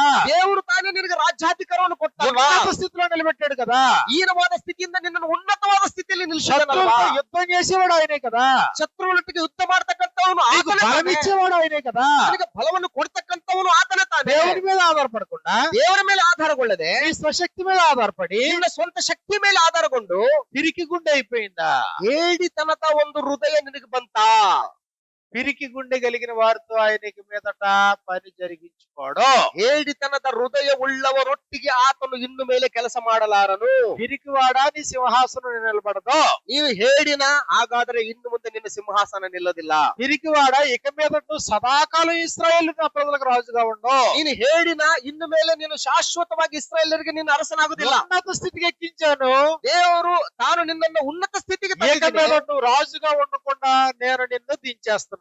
ಇನ್ನು ಮೇಲೆ ನೀನು ಅರಸನಾಗಿರಲಾರದಂತೆ ನಿನ್ನನ್ನು ಅರಸುತನದಿಂದ ನಾನು ನಿನ್ನನ್ನು ఇదిగో ఇప్పుడు ಕೆಳಗಿಳಿಸ್ತೇನೆ. నీకు ప్రతిగా మరొక రాజుని నేను ఏర్పాటు చేసుకున్నాను, ఆయన దావీదు. ನಿನಗೆ ಪ್ರತಿಯಾಗಿ ನಾನು ಇನ್ನೊಬ್ಬ ಅರಸನನ್ನ ಏರ್ಪಾಟ್ ಮಾಡಿಕೊಂಡಿದ್ದೇನೆ, ಆತನೇ ದಾವೀದನು. ఇదిగో ఏలియాకు బదులుగా ఎలీషాను ఏర్పాటు చేశాడు. ಏಲಿಯನಿಗೆ ಬದಲಾಗಿ ಎಲಿಷನನ್ನ ಆಯ್ದುಕೊಂಡಿದ್ದಾನೆ. సౌలుకు ప్రతిగా ఇప్పుడు దావీదుని ఏర్పాటు చేసుకున్నాడు ఆయన. ಸೌಲನಿಗೆ ಬದಲಾಗಿ ದಾವೀದನನ್ನ ದೇವರು ಆರಿಸ್ಕೊಂಡಿದ್ದಾನೆ. అంటే ఎలాంటి వారితో పని లేదు ఆయనకి. ಅಂದ್ರೆ ದೇವರಿಗೆ ಯಾರ ಒಂದು ಸ್ವಭಾವ ಉಳ್ಳಂತವರಿಗೆ ದೇವ್ರ ಕೆಲಸ ಮಾಡೋದಿಲ್ಲ. భయపడేవాడొద్దు. ಭಯಪಡುವನು ನನಗ್ ಬೇಡ. భయపడేవాడు బైబిల్ పట్టుకోవద్దు.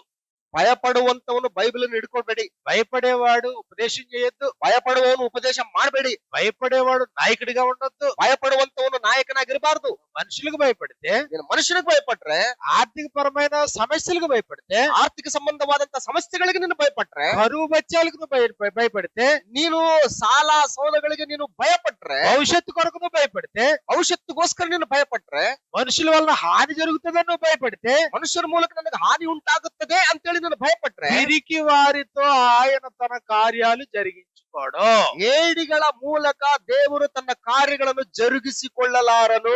పిరికివాడా, నువ్వు అనేకులు పిరికి వారిని తయారు చేస్తావు. ಓ ಹೇಡಿ, ನೀನು ಅನೇಕರನ್ನ ಹೇಡಿಗಳನ್ನಾಗಿ ನೀನು ತಯಾರು ಮಾಡ್ತಿ. నీ పిరికితనం యొక్క ప్రభావం అనేకుల మీద పడుతుంది. ನಿನ್ನ ಹೇಡಿತನದ ಪ್ರಭಾವ ಅನೇಕರ ಮೇಲೆ ಬೀರ್ತದೆ. దైవ చిత్తానికి వ్యతిరేకంగా నువ్వు నడుస్తున్నావు. ದೇವರ ಚಿತ್ತಕ್ಕೆ ವಿರುದ್ಧವಾಗಿ ನೀನು ನಡ್ಕೊಳ್ತಾ ಇದ್ದಿ. పిరికివారు ఉండొద్దు, వెళ్ళిపోండి.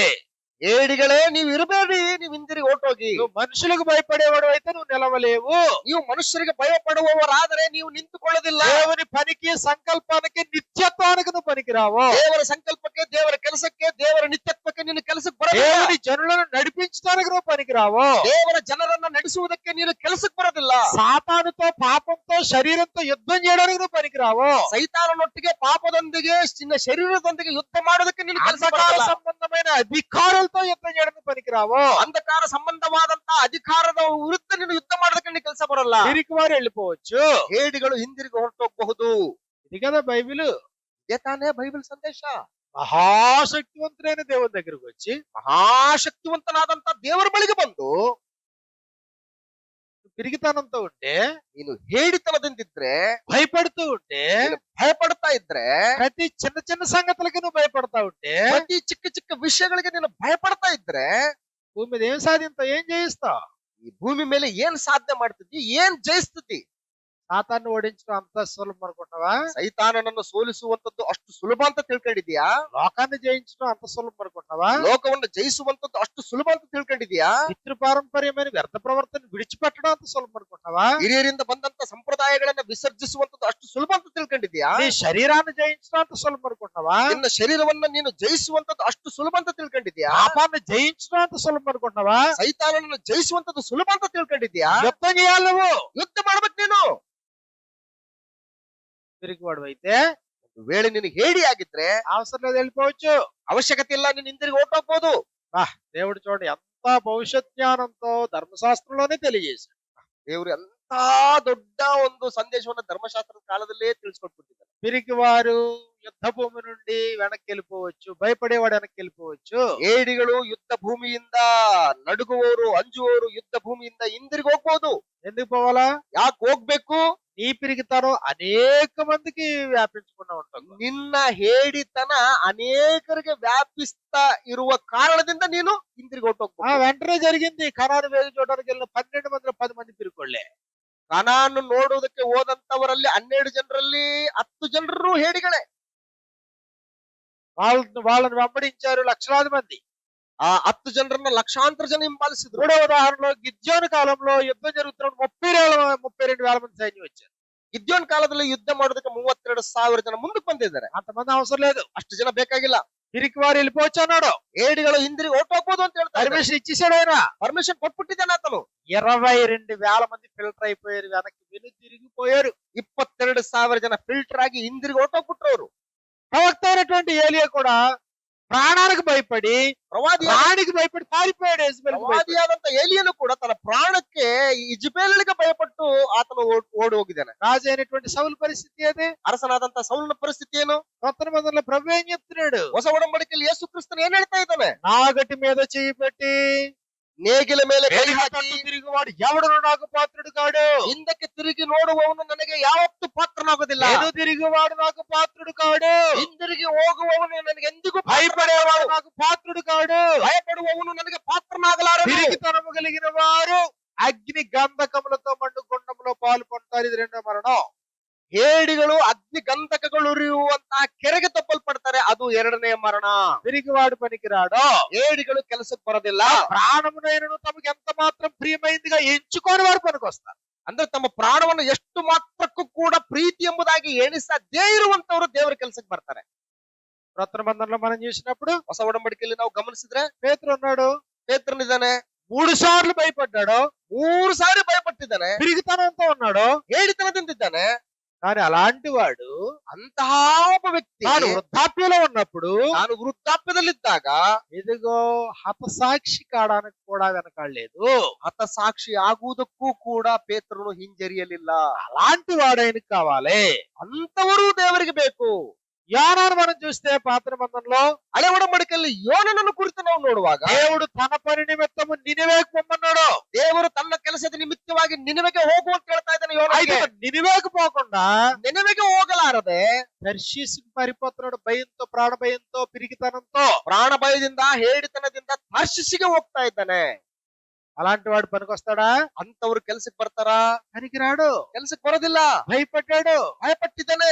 నినివే ప్రజలకు భయపడ్డాడు, ನೆನೆವೆ ಪ್ರಜೆಗಳಿಗೆ ಭಯಪಟ್ಟಿದ್ದಾನೆ, అన్య జనాంగానికి భయపడ్డాడు, ಅನ್ಯ ಜನಾಂಗಗಳಿಗೆ ಭಯಪಟ್ಟಿದ್ದಾನೆ. ఆయన వర్తమానం సందేశాన్ని ప్రకటించడానికి భయపడ్డాడు. ದೇವರ ಸಂದೇಶವನ್ನು ವರ್ತಮಾನವನ್ನ ಅನ್ಯ ಜನಗಳಿಗೆ ಪ್ರಕಟಿಸುವುದಕ್ಕೆ ಆತನು ಭಯಪಟ್ಟಿದ್ದಾನೆ. ఇదిగో వేరొక మార్గంలో పోతుంటే ಬೇರೊಂದು ಮಾರ್ಗದಲ್ಲಿ ప్రచండమైనటువంటి తుఫాను వచ్చింది.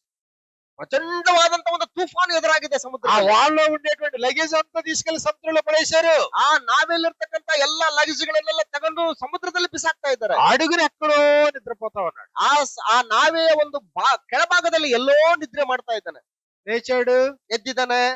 ఆహా ఇదంతా సొల్యూషన్ కాదు, ಇದಕ್ಕೆ ಪರಿಹಾರ ಇದ್ಯಾವುದೂ ಅಲ್ಲ. ఆ దేవుడు ఇది నా వల్లే జరిగించాడు, నన్ను తీసుకెళ్లి సముద్రంలో పడండి అన్నాడు. ಇದನ್ನ ಉಂಟು ಮಾಡಿದ್ದು ದೇವರು ನನ್ನ ನಿಮಿತ್ತವಾಗಿ, ಹಾಗಾಗಿ ನನ್ನನ್ನ ಸಮುದ್ರದಲ್ಲಿ ಹಾಕಿ. సముద్రంలో పడేస్తే చచ్చిపోతావు కదా. ಸಮುದ್ರದಲ್ಲಿ ಹಾಕಿದ್ರೆ ಸತ್ತೋಗ್ತಿ ಅಲ್ವಾ? పిరికివాడైనా ಹೇಡಿಯೇ ಆಗಿದ್ರು ಕೂಡ తన లోపాన్ని గుర్తించాడు. ತನ್ನ ಲೋಪ ಏನು ಅನ್ನುವಂಥದ್ದನ್ನ ఇప్పుడు ಗುರುತಿಸಿದ್ದಾನೆ. దిద్దుకోవడమే ట్రై చేస్తున్నాడు. ಈಗ ತಿದ್ದುಕೊಳ್ಳೋದಕ್ಕೆ ಪ್ರಯತ್ನಿಸ್ತಾ ಇದ್ದಾನೆ. ప్రాణం పెట్టడానికి కూడా రెడీ అయ్యాడు. నన్ను తీసుకెళ్లి సముద్రంలో పడేయండి అన్నాడు. ಪ್ರಾಣ ಕೊಡೋದಕ್ಕೂ ಸಿದ್ಧ ಆಗ್ತಾ ಇದ್ದಾನೆ. ನನ್ನ ತಗೊಂಡುಕೊಂಡು ಹೋಗಿ ಸಮುದ್ರದ దేవుని యొక్క కోపాగ్ని వల్ల జరుగుతున్న కార్యక్రమం ఇది. ದೇವರ ಕೋಪಾಗ್ನಿಯಿಂದ ಈ ಕೆಲಸ ನಡೀತಾ ಇದೆ. అలాంటి వాడికి దేవుడు మళ్ళీ అవకాశం ఇచ్చాడు. ಅಂತವನಿಗೆ ದೇವರು ಮತ್ತೊಂದು ಅವಕಾಶವನ್ನು ಕೊಟ್ಟಿದ್ದಾನೆ. కాబట్టి చరిత్రలో ಆದ್ರಿಂದ ಚರಿತ್ರೆಯಲ್ಲಿ యోనా పిరిగితనంతో ఉన్న, ಯೋನನು ಹೇಡಿತನದಿಂದ ಇದ್ರೂ ಕೂಡ, చరిత్రలో అపోస్తలుడైనటువంటి పేతురు పిరిగితనంతో ఉన్న, ಚರಿತ್ರೆಯಲ್ಲಿ ಅಪೋಸ್ತಲನಾದಂತ ಪೇತ್ರನು ಕೂಡ ಹೇಡಿತನದಿಂದ ಇದ್ದಾಗ್ಯೂ ಕೂಡ దేవుడు వీరిద్దరికి మళ్ళీ అవకాశాన్ని ఇచ్చాడు. ದೇವರು ಇವರಿಬ್ಬರಿಗೆ ಮತ್ತೊಂದು ಅವಕಾಶವನ್ನು ಕೊಟ್ಟಿದ್ದಾನೆ. ధైర్య సాహసాలతో వీళ్ళు దేవుని యొక్క కార్యాలు జరిగించారు. ಧೈರ್ಯ ಸಾಹಸದಿಂದ ಇವರು ದೇವರ ಕೆಲಸಗಳನ್ನ ಮಾಡಿದ್ದಾರೆ. కాబట్టి మర్చిపోవద్దు, పిరికివాడువా పనికిరావో. ಆದ್ದರಿಂದ ನೀನು ಹೇಡಿನಾ ದೇವರ ಕೆಲಸಕ್ಕೆ ಬರಲ್ಲ. పిరికివారు వెళ్ళిపోవచ్చు. ಹೇಡಿಗಳು ಹಿಂದಿರುಗಿ ಹೋಗಬಹುದು. ప్రకటన గ్రంథం 21వ అధ్యాయం 8వ వచనంలో, ಪ್ರಕಟಣೆ ಗ್ರಂಥ 21ನೇ ಅಧ್ಯಾಯ 8ನೇ ವಚನದಲ್ಲಿ, కాబట్టి అక్కడ మనకి ఈ ప్రకారంగా మనకు రాయబడింది. ಅಲ್ಲಿ ನಮಗೆ ಈ ರೀತಿಯಾಗಿ ಬರೆಯಲ್ಪಟ್ಟಿದೆ. పిరికివారును, అవిశ్వాసులను, అసహ్యులను, మాంత్రికులు, వ్యభిచారులు, విగ్రహారాధికులు, అబద్ధికులు అందరూ అగ్ని గంధకములతో మండు గుండములో పాలు పొందుదురు. ఇది 2వ మరణము.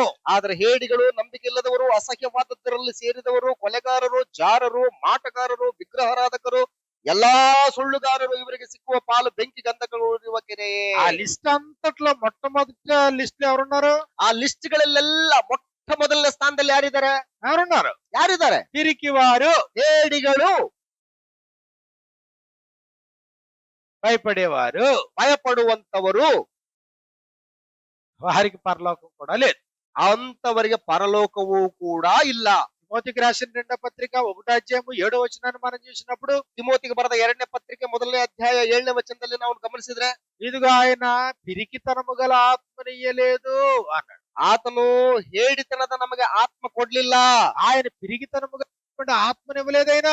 ದೇವರು ನಮಗೆ ಕೊಟ್ಟಿರುವಂತಹ ಆತ್ಮವು ಬಲ, ಪ್ರೀತಿ, ಶಿಕ್ಷೆಗಳ వెంబడింపగోరిని ఎడల తల్లిని, తండ్రిని, భార్యను, పిల్లలను, అన్నదమ్ములను, అక్క చెల్లులను, చివరికి తన ప్రాణమును సహా ద్వేషింపకుంటే అలాంటి వాడు నా శిష్యుడు కాగలడు అన్నాడు ప్రభు. ಯಾವನಾದರೂ ನನ್ನನ್ನು ಹಿಂಬಾಲಿಸುವವನಾದರೆ ತಂದೆಯನ್ನಾಗಲಿ ತಾಯಿಯನ್ನಾಗಲಿ ಹೆಂಡತಿಯನ್ನಾಗಲಿ ಮಕ್ಕಳನ್ನಾಗಲಿ ಅಂತಿಮವಾಗಿ ತನ್ನ ಒಂದು ಪ್ರಾಣವನ್ನು ಕೂಡ ಹಾಗೆ ಮಾಡುವವನು. లోకాసువార్త 14:25-26 వచనాల్లో మనకి ఈ సంగతులు మనకు రాయబడ్డాయి. ಈ ಒಂದು ಸಂದರ್ಭವನ್ನ ನಾವು ಮತ್ತೊಂದು ಸುವಾರ್ತೆಯಲ್ಲಿ ನಾವು ಗಮನಿಸ್ತೇವೆ. లోకాసువార్త 9:52 వచనం మనం చూసినప్పుడు, ಲೂಕನ ಸುವಾರ್ತೆ 9ನೇ ಅಧ್ಯಾಯ 52ನೇ ವಚನದಲ್ಲಿ ಗಮನಿಸಿದ್ರೆ, 58వ వచనం మనం చూసినప్పుడు, 58ನೇ ವಚನದಿಂದ ನಾವು ಗಮನಿಸಿದ್ರೆ, ఇదిగో నాకు ప్రయారిటీ ఇవ్వని వాడు నాకు అవసరం లేదు, ನನಗೆ ಪ್ರಿಯಾರಿಟಿ ಕೊಡಲಾರದಂತವರು ನನಗೆ ಅವಶ್ಯಕತೆ ಇಲ್ಲ, మొదట నా తండ్రిని పాతి పెట్టి వచ్చేటప్పుడు నాకు సెలవు కావాలన్న వాడికి పర్మిషన్ లేదు. ಮೊದಲು ನನ್ನ ತಂದೆ ಉತ್ತರ ಕ್ರಿಯೆಗಳನ್ನು ಮಾಡಿಕೊಂಡು ಬರುವುದಕ್ಕೆ ನನಗೆ ಅವಕಾಶ ಮಾಡಿಕೊಡು ಅಂತ ಕೇಳ್ತಾ ಇದ್ದಾನೆ. ఇదిగో కంఫర్ట్ చూసుకునేటువంటి వాడితో చెప్తున్నాడు, ఆకాశ పక్షులకు నివాసాలు ఉన్నాయి, నక్కలకు బరియలు ఉన్నాయి, మనుష్య కుమారునికి తలవాల్చుకోవడానికి కూడా స్థలం లేదు. ಕಂಫರ್ಟ್ ಅನ್ನ ನೋಡಿಕೊಳ್ಳುವಂತವರಿಗೆ ಯೇಸು ಕ್ರಿಸ್ತನು ಹೇಳ್ತಾ ಇದ್ದಾನೆ, ಆಕಾಶದಲ್ಲಿ ಹಾರಾಡುವ ಹಕ್ಕಿಗಳಿಗೆ ಗೂಡುಗಳಿವೆ, ನರಿಗಳಿಗೆ ಗದ್ದುಗಳಿವೆ, ಮನುಷ್ಯ ಕುಮಾರನಿಗೆ ತಲೆ ಇಡುವಷ್ಟು ಕೂಡ ಜಾಗ ಇಲ್ಲ. ఇదిగో ప్రభు చెప్తున్నాడు, నాగటి మీద చేయి పెట్టి వెనక తట్టు తిరిగివాడు ఎవడు నాకు పాత్రుడు కాడు. ಯೇಸು ಕ್ರಿಸ್ತನು ಹೇಳ್ತಾ ಇದ್ದಾನೆ, ನೇಗಿಲ ಮೇಲೆ ಕೈ ಹಾಕಿ ಹಿಂದಕ್ಕೆ ತಿರುಗಿ ನೋಡುವವನು ನನಗೆ ಪಾತ್ರನಲ್ಲ. ధైర్యవంతులు కావాలి, ಧೈರ್ಯವಂತರು ನನಗ್ ಬೇಕು, పిరికితనం ఉన్న వాళ్ళు వద్దు, ಹೇಡಿತನದಿಂದ ಇರ್ತಕ್ಕಂಥವ್ರು ನನಗೆ ಬೇಡ, దేవునికి తప్ప ఎవ్వరికీ భయపడేవాడు వద్దు. ದೇವರನ್ನ ಹೊರತುಪಡಿಸಿ ಮತ್ತಾರಿಗೂ ಕೂಡ ಭಯಪಡುವಂತದ್ದು ಅವಶ್ಯಕತೆ ಇಲ್ಲ. మనుషులకు భయపడుతున్నావా? ನೀನು ಮನುಷ್ಯರಿಗೆ ಭಯಪಡ್ತಾ ಇದೀಯಾ? నీకు డబ్బులు ఇచ్చే వారికి భయపడుతున్నావా? ನಿನಗೆ ಹಣ ಕೊಡುವಂತವರಿಗೋಸ್ಕರ ನೀನು ಭಯಪಡ್ತಾ ಇದೀಯಾ? ధనవంతులకు భయపడుతున్నావా? ಧನವಂತರಿಗೋಸ್ಕರ ಭಯಪಡ್ತಾ ಇದೀಯಾ? ఎవరికి భయపడుతున్నావు? ಯಾರಿಗೆ ಭಯಪಡ್ತಾ ಇದ್ದಿ? రాజకీయ నాయకులుగా, ರಾಜಕೀಯ ನಾಯಕರಿಗೆನಾ? శత్రువులకు భయపడుతున్నావా? ಶತ್ರುಗಳಿಗೆ ಭಯಪಡ್ತಾ ಇದ್ಯಾ? మతోన్మాదులకు భయపడుతున్నావా? ಮತೋನ್ಮಾದಿಗಳಿಗೆ ನೀನು ಭಯಪಡ್ತಾ ಇದ್ಯಾ?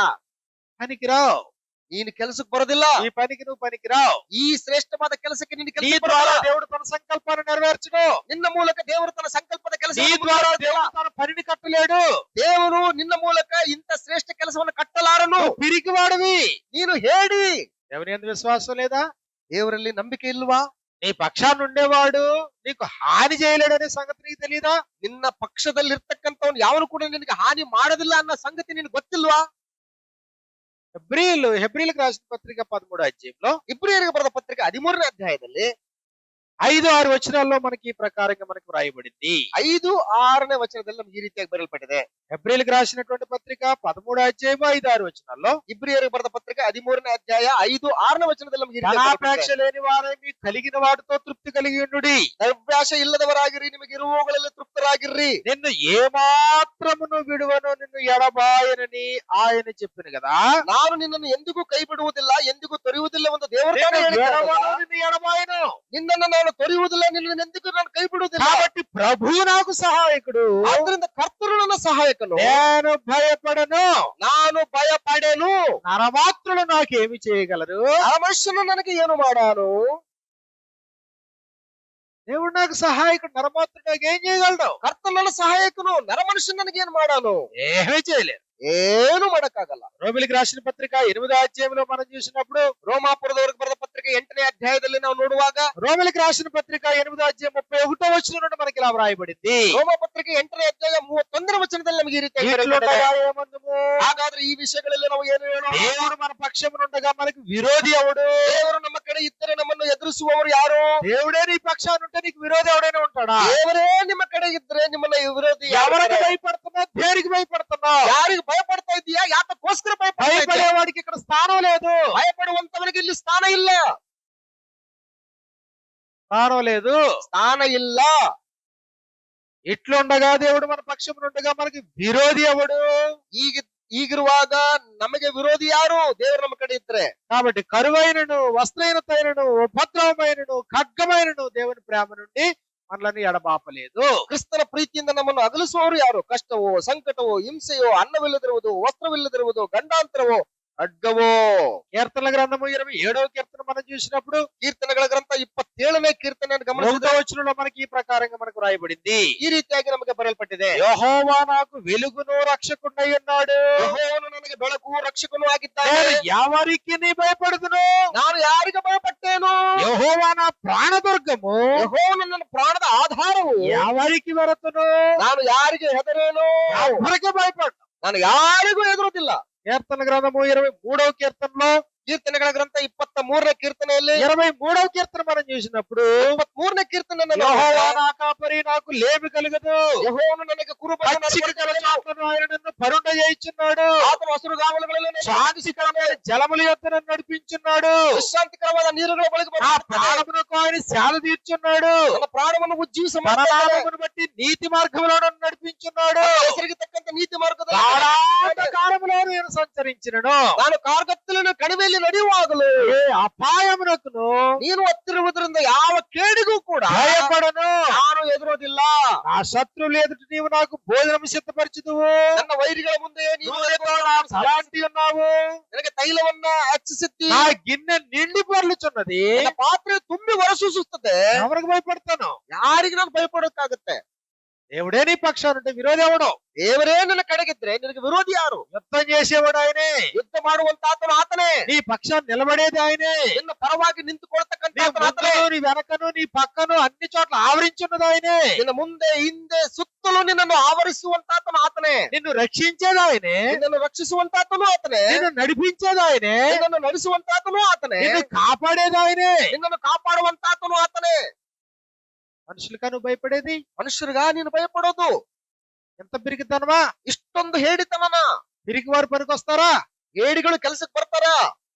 కష్టం వచ్చిందండి వెనక్కిపోతామండి. ಕಷ್ಟ ಬಂತ್ರಿ ಹಿಂದಕ್ಕೆ ಹೋಗ್ತೀವ್ರಿ. శ్రమలు వచ్చినాయండి వెనక్కిపోతామండి. ಹಿಂಸೆಗಳು ಬಂದವ್ರಿ ಹಿಂದಕ್ಕೆ ಹೋಗ್ತೀವ್ರಿ. శ్రమలు వస్తాయేమో అని ముందే పోతామండి. ಇಲ್ರಿ ಸಮಸ್ಯೆಗಳು ಬರ್ತಾವೇನೋ ಅಂತ ಹೇಳ್ಬಿಟ್ಟು ಹಿಂದಕ್ಕೆ ಹೋಗ್ತಾ ಇದ್ದೀವ್ರಿ. ఎంత ప్రవర్తన కదా? ಎಷ್ಟು ಒಂದು ಮೂರ್ಖತನದ ಪ್ರವರ್ತನೆ ಇದು.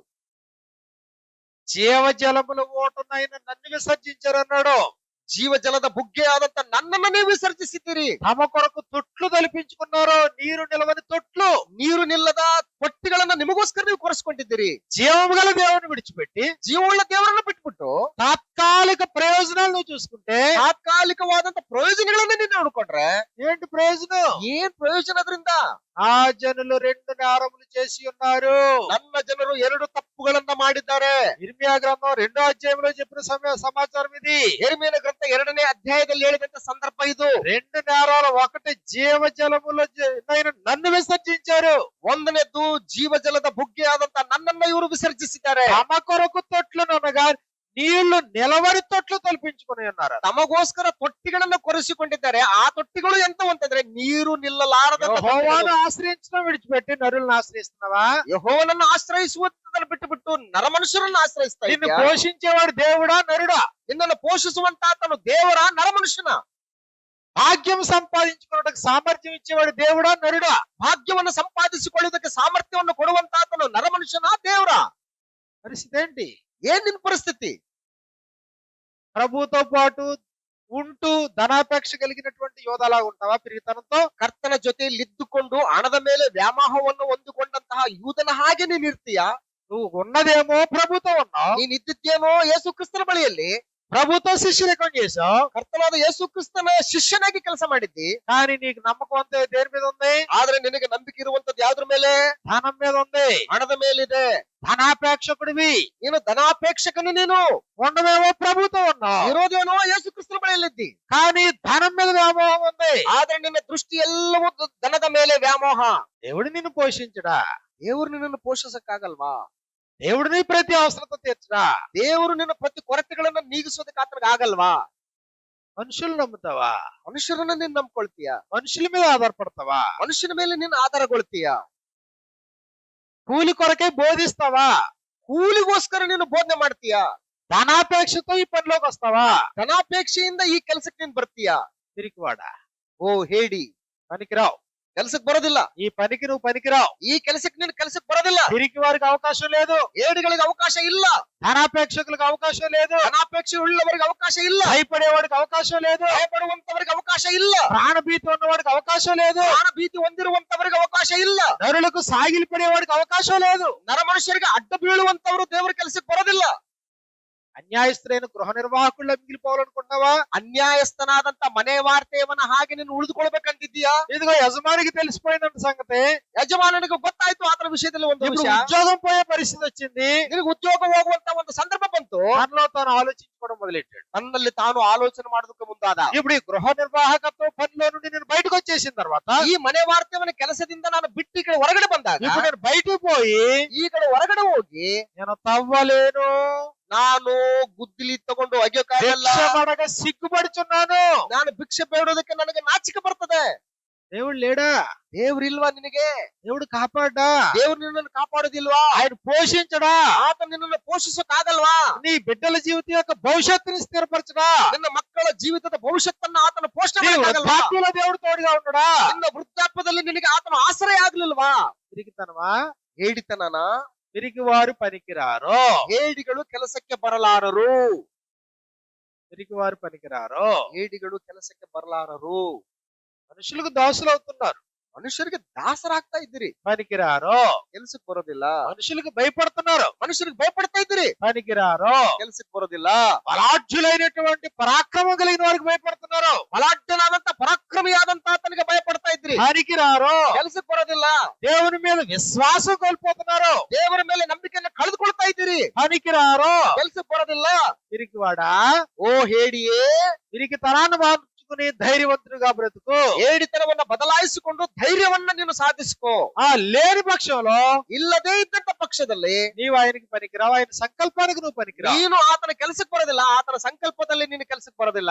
దేవుని యొక్క రాజ్యంలో పౌరుడుగా ఉండడానికి పనికిరావు, ದೇವರ ರಾಜ್ಯದಲ್ಲಿ ನೀನು ಪೌರನಾಗಿರುವುದಕ್ಕೂ ನೀನು ಕೆಲಸಕ್ಕೆ ಬರೋದಿಲ್ಲ, నాయకత్వానికి నువ్వు పనికిరావు. ನಾಯಕತ್ವಕ್ಕೂ ಕೂಡ ನೀನು ಕೆಲಸಕ್ಕೆ ఒక ಬರೋದಿಲ್ಲ. పరిచారకుడిగా ఉండడానికి గాని, ಒಬ್ಬ ఒక ಸೇವಕನಾಗಿರುವುದಕ್ಕಾಗಲಿ, స్వార్థికుడిగా ఉండడానికి గాని, ಒಬ್ಬ ఒక ಸುವಾರ್ಥಿಕನಾಗಿರುವುದಕ್ಕಾಗಲಿ, ఉపదేశకుడిగా ఉండడానికి గాని, ಒಬ್ಬ ಉಪದೇಶಕನಾಗಿರುವುದಕ್ಕಾಗಲಿ, సంఘ పెద్దగా బిషప్ గా ఉండడానికి గాని, ಸಭೆ ಹಿರಿಯನ ಬಿಷಪ್ ಆಗಿರುವುದಕ್ಕಾಗಲಿ, ఇతరులకు మాదిరికరంగా ఉండడానికి గాని నువ్వు పనికిరావు. పిరికివాడా, ಇತರರಿಗೆ ಮಾದರಿಯಾಗಿರುವುದಕ್ಕೂ ಕೂಡ ನೀನು ಕೆಲಸಕ್ಕೆ ಬರೋದಿಲ್ಲ. ಓ ಹೇಡಿ, పిరికివారు వెళ్ళిపోవచ్చు, ಹೇಡಿಗಳು ಹಿಂದಿರುಗಿ ಹೋಗಬಹುದು. ధైర్యవంతులైన కావాలి. ಧೈರ್ಯವಂತರ ಆತನಿಗೆ ಬೇಕು. యెరూషలేము మొదలుకొని యోదయ సమరయ భూ దిగంతముల వరకు స్వార్థ ప్రకటన వెళ్ళిందంటే, ಯೆರೂಸಲೇಮ್ ಮೊದಲುಗೊಂಡು ಸಮಾರ್ಯ ಅನ್ಯ ಜನಗಳ ಪ್ರಾಂತ್ಯಗಳೆಲ್ಲದಕ್ಕೂ ಕೂಡ ಸುವಾರ್ತೆ ಹೊರಟೋಗಿದೆ ಅಂತಂದ್ರೆ పిరికి వారి వలన అది సాధ్యం కాదది. ಅದು ಹೇಡಿಗಳಿಂದ ಅದು ಸಾಧ್ಯವಾಗಿಲ್ಲ. అపోస్తలులకి ఎన్ని కష్టాలు ఎదురైనా, ಅಪೊಸ್ತಲರಿಗೆ ಎಷ್ಟೇ ಕಷ್ಟಗಳು ಎದುರಾದ್ರೂ ಕೂಡ, వారు కొరడా దెబ్బలు తిన్నారు, ಎಷ್ಟೇ అనేక సార్లు జైలుకి వెళ్ళారు, ಅನೇಕ ಸಾರಿ ಸೆರೆಮನೆಗಳಿಗೆ ಹೋದ್ರು, వారు అవమానించబడ్డారు. ಅವರು ಅವಮಾನಿಸಲ್ಪಟ್ಟರು. అపోస్తలైన పౌలు మాట్లాడతారు కదా, ಅಪೊಸ್ತಲರಾದಂತ ಪೌಲ್ ಮಾತಾಡ್ತಾರೆ, అలాంటి పరిస్థితుల్లో కూడా మా ప్రాణం మాకు ఎంత మాత్రం ప్రియమైనదిగా ఎంచుకోలేదు. ಅಂತ ಒಂದು ಸಂದರ್ಭದಲ್ಲಿ ಕೂಡ ತಮ್ಮ ಪ್ರಾಣವನ್ನು ಎಷ್ಟು ಮಾತ್ರಕ್ಕೂ ಕೂಡ ಪ್ರಿಯ ಎಂಬುದಾಗಿ ಅವರು ఎందుకంటే ಹೇಳಿಲ್ಲ. మేము ఏ ప్రాంతాలైతే వెళ్ళబోతున్నామో ಯಾವ ಯಾವ ಪ್ರಾಂತಗಳಿಗೆ ನಾನು ಹೋಗ್ಲಿಕ್ಕೆ ఆయా ప్రాంతాల్లో ಆಯಾ ಪ್ರಾಂತ್ಯಗಳಲ್ಲಿ మాకంటే ముందుగా శ్రమలు మా కొరకు కాచుకొని ఉన్నవని పరిశుద్ధాత్ముడు ప్రతి పట్టణంలో నిరూపిస్తున్నాడు అన్నాడు. ನನಗಿಂತ ಮೊದಲಾಗಿನೇ ಶ್ರಮೆಗಳು, ಹಿಂಸೆಗಳು, ಅವಮಾನಗಳು ಕಾದುಕೊಂಡಿದ್ದೇವೆ ಎಂಬುದಾಗಿ ಅಪೊಸ್ತಲರಾದಂತ ಪೌಲ್ ಹೇಳ್ತಾ ಇದ್ದಾನೆ. అని ఆగిందా? ಕೆಲಸ ನಿಂತೋಯ್ತಾ? అని ఆగదు.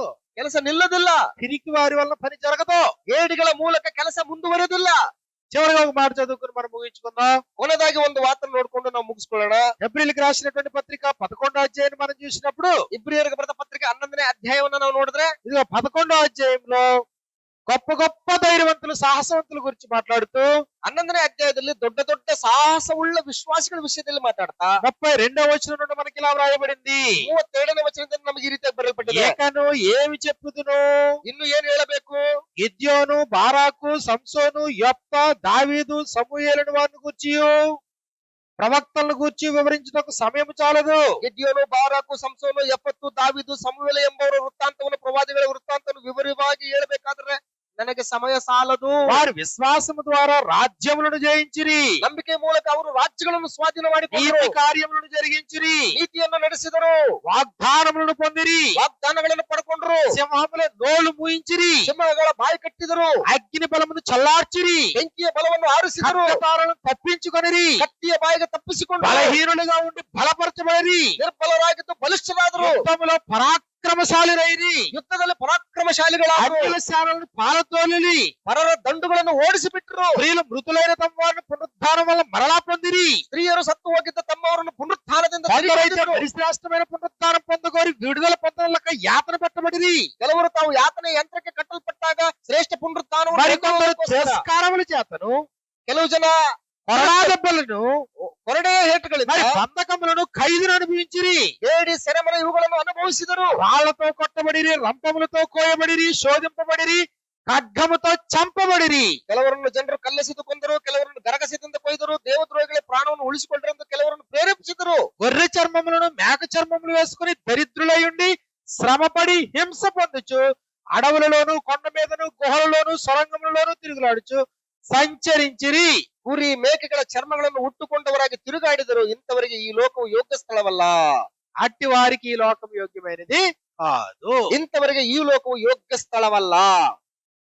ನೋಡಿ ఎంత చక్కగా రాశాడు. ನೋಡಿ ಎಷ್ಟು ಚಂದವಾಗಿ ಬರೆದಿದ್ದಾರೆ. మహాధైర్యవంతుల వల్ల ಧೈರ್ಯವಂತರಿಂದ ಈ ಕೆಲಸಗಳು ಸಾಧ್ಯವಾಗಿದೆ. ప్రాణ భయం ఉందా? ಪ್ರಾಣ ಭಯ ಇದೆಯಾ? ఆకలి భయం ఉందా? ಹಸುವಿನ ಭಯ ಇದೆಯಾ? ఆర్థిక పరమైన భయం ఉందా? ಆರ್ಥಿಕ ಪರವಾದಂತ ಭಯಗಳಿದಾವ? భవిష్యత్తు పైన భయం ఉందా? ಭವಿಷ್ಯತ್ತಿನ ಮೇಲೆ ಭಯ ಇದೆಯಾ? కుటుంబ విషయంలో భయం ఉందా? ಕುಟುಂಬ ವಿಷಯದಲ್ಲಿ ಭಯ ಇದೆಯಾ? మనుషులకు భయపడుతున్నావా? ಮನುಷ್ಯರಿಗೆ భయಪಡ್ತಾ ಇದೆಯಾ? ఆను పనికిరావు. ನೀನು ಕೆಲಸಕ್ಕೆ ಬರೋದಿಲ್ಲ. ప్రభునందు ప్రియమైన సహోదరులారా, ಕರ್ತನಲ್ಲಿ ಪ್ರಿಯ ಸಹೋದರ ಸಹೋದರಿಯರೇ, జీవము గల దేవుడు నీ పక్షాన ఉన్నాడు. ಜೀವವುಳ್ಳ ದೇವರು ನಿಮ್ಮ ಪರವಾಗಿದ್ದಾನೆ. దేవుడు నీకు ధైర్యం ఇస్తాడు. ದೇವರು ನಿನಗೆ ಧೈರ್ಯ ಕೊಡ್ತಾನೆ. ఇబ్బంది పడొద్దు. ನೀನು ತೊಂದರೆ ಪಡಬೇಡ. ఆయన కావాల్సింది సంఖ్యాబలం కాదు. ಆತನಿಗೆ ಬೇಕಾಗಿರುವಂತದ್ದು ಸಂಖ್ಯೆ ಬಲ ಅಲ್ಲ. చరిత్ర అంతట్లో సంఖ్యాబలాన్ని ఏం చూడట్లేదు. ಚರಿತ್ರೆ ಎಲ್ಲದರಲ್ಲಿ ಕೂಡ ಸಂಖ್ಯೆ ಬಲವನ್ನ ನೋಡ್ತಾ ಇಲ್ಲ. శేషమైనా పర్లేదు, ಉಳಿದಂತಹ ಶೇಷವಾದ ಫಲದಿಂದ ధైర్యవంతులతోనే తన కార్యాలు జరిగించుకుంటాడు. ಧೈರ್ಯವಂತರ ಮೂಲಕವಾಗಿ ತನ್ನ ಕೆಲಸವನ್ನು ಸಾಧಿಸಿಕೊಳ್ತಾನೆ. దేవుని యందలి బలం గలవారు, ದೇವರಲ್ಲಿ ಭಯವುಳ್ಳಂತವರು గొప్ప కార్యాలు చేస్తారు. ಅವರು ದೊಡ್ಡ ಕಾರ್ಯವನ್ನ ಮಾಡ್ತಾರೆ. కాబట్టి దేవుని యొక్క కృప మీకు ఎల్లప్పుడూ తోడుగా ఉండాలని కోరుకుంటూ ఇంత వాక్యాన్ని ముగిస్తున్నాను. అందరికీ హృదయపూర్వకమైన వందనాలు. ದೇವರ ಕೃಪೆ ನಿಮಗೆ ಯಾವಾಗ್ಲೂ ಜೊತೆ ಆಗಿರ್ಲಿ ಅಂತ ಹೇಳಿ ಇಲ್ಲಿಗೆ ಈ ವಾಕ್ಯಗಳನ್ನು ಮುಕ್ತಾಯ ಮಾಡ್ತೀನಿ. ಎಲ್ರಿಗೂ ವಂದನೆ.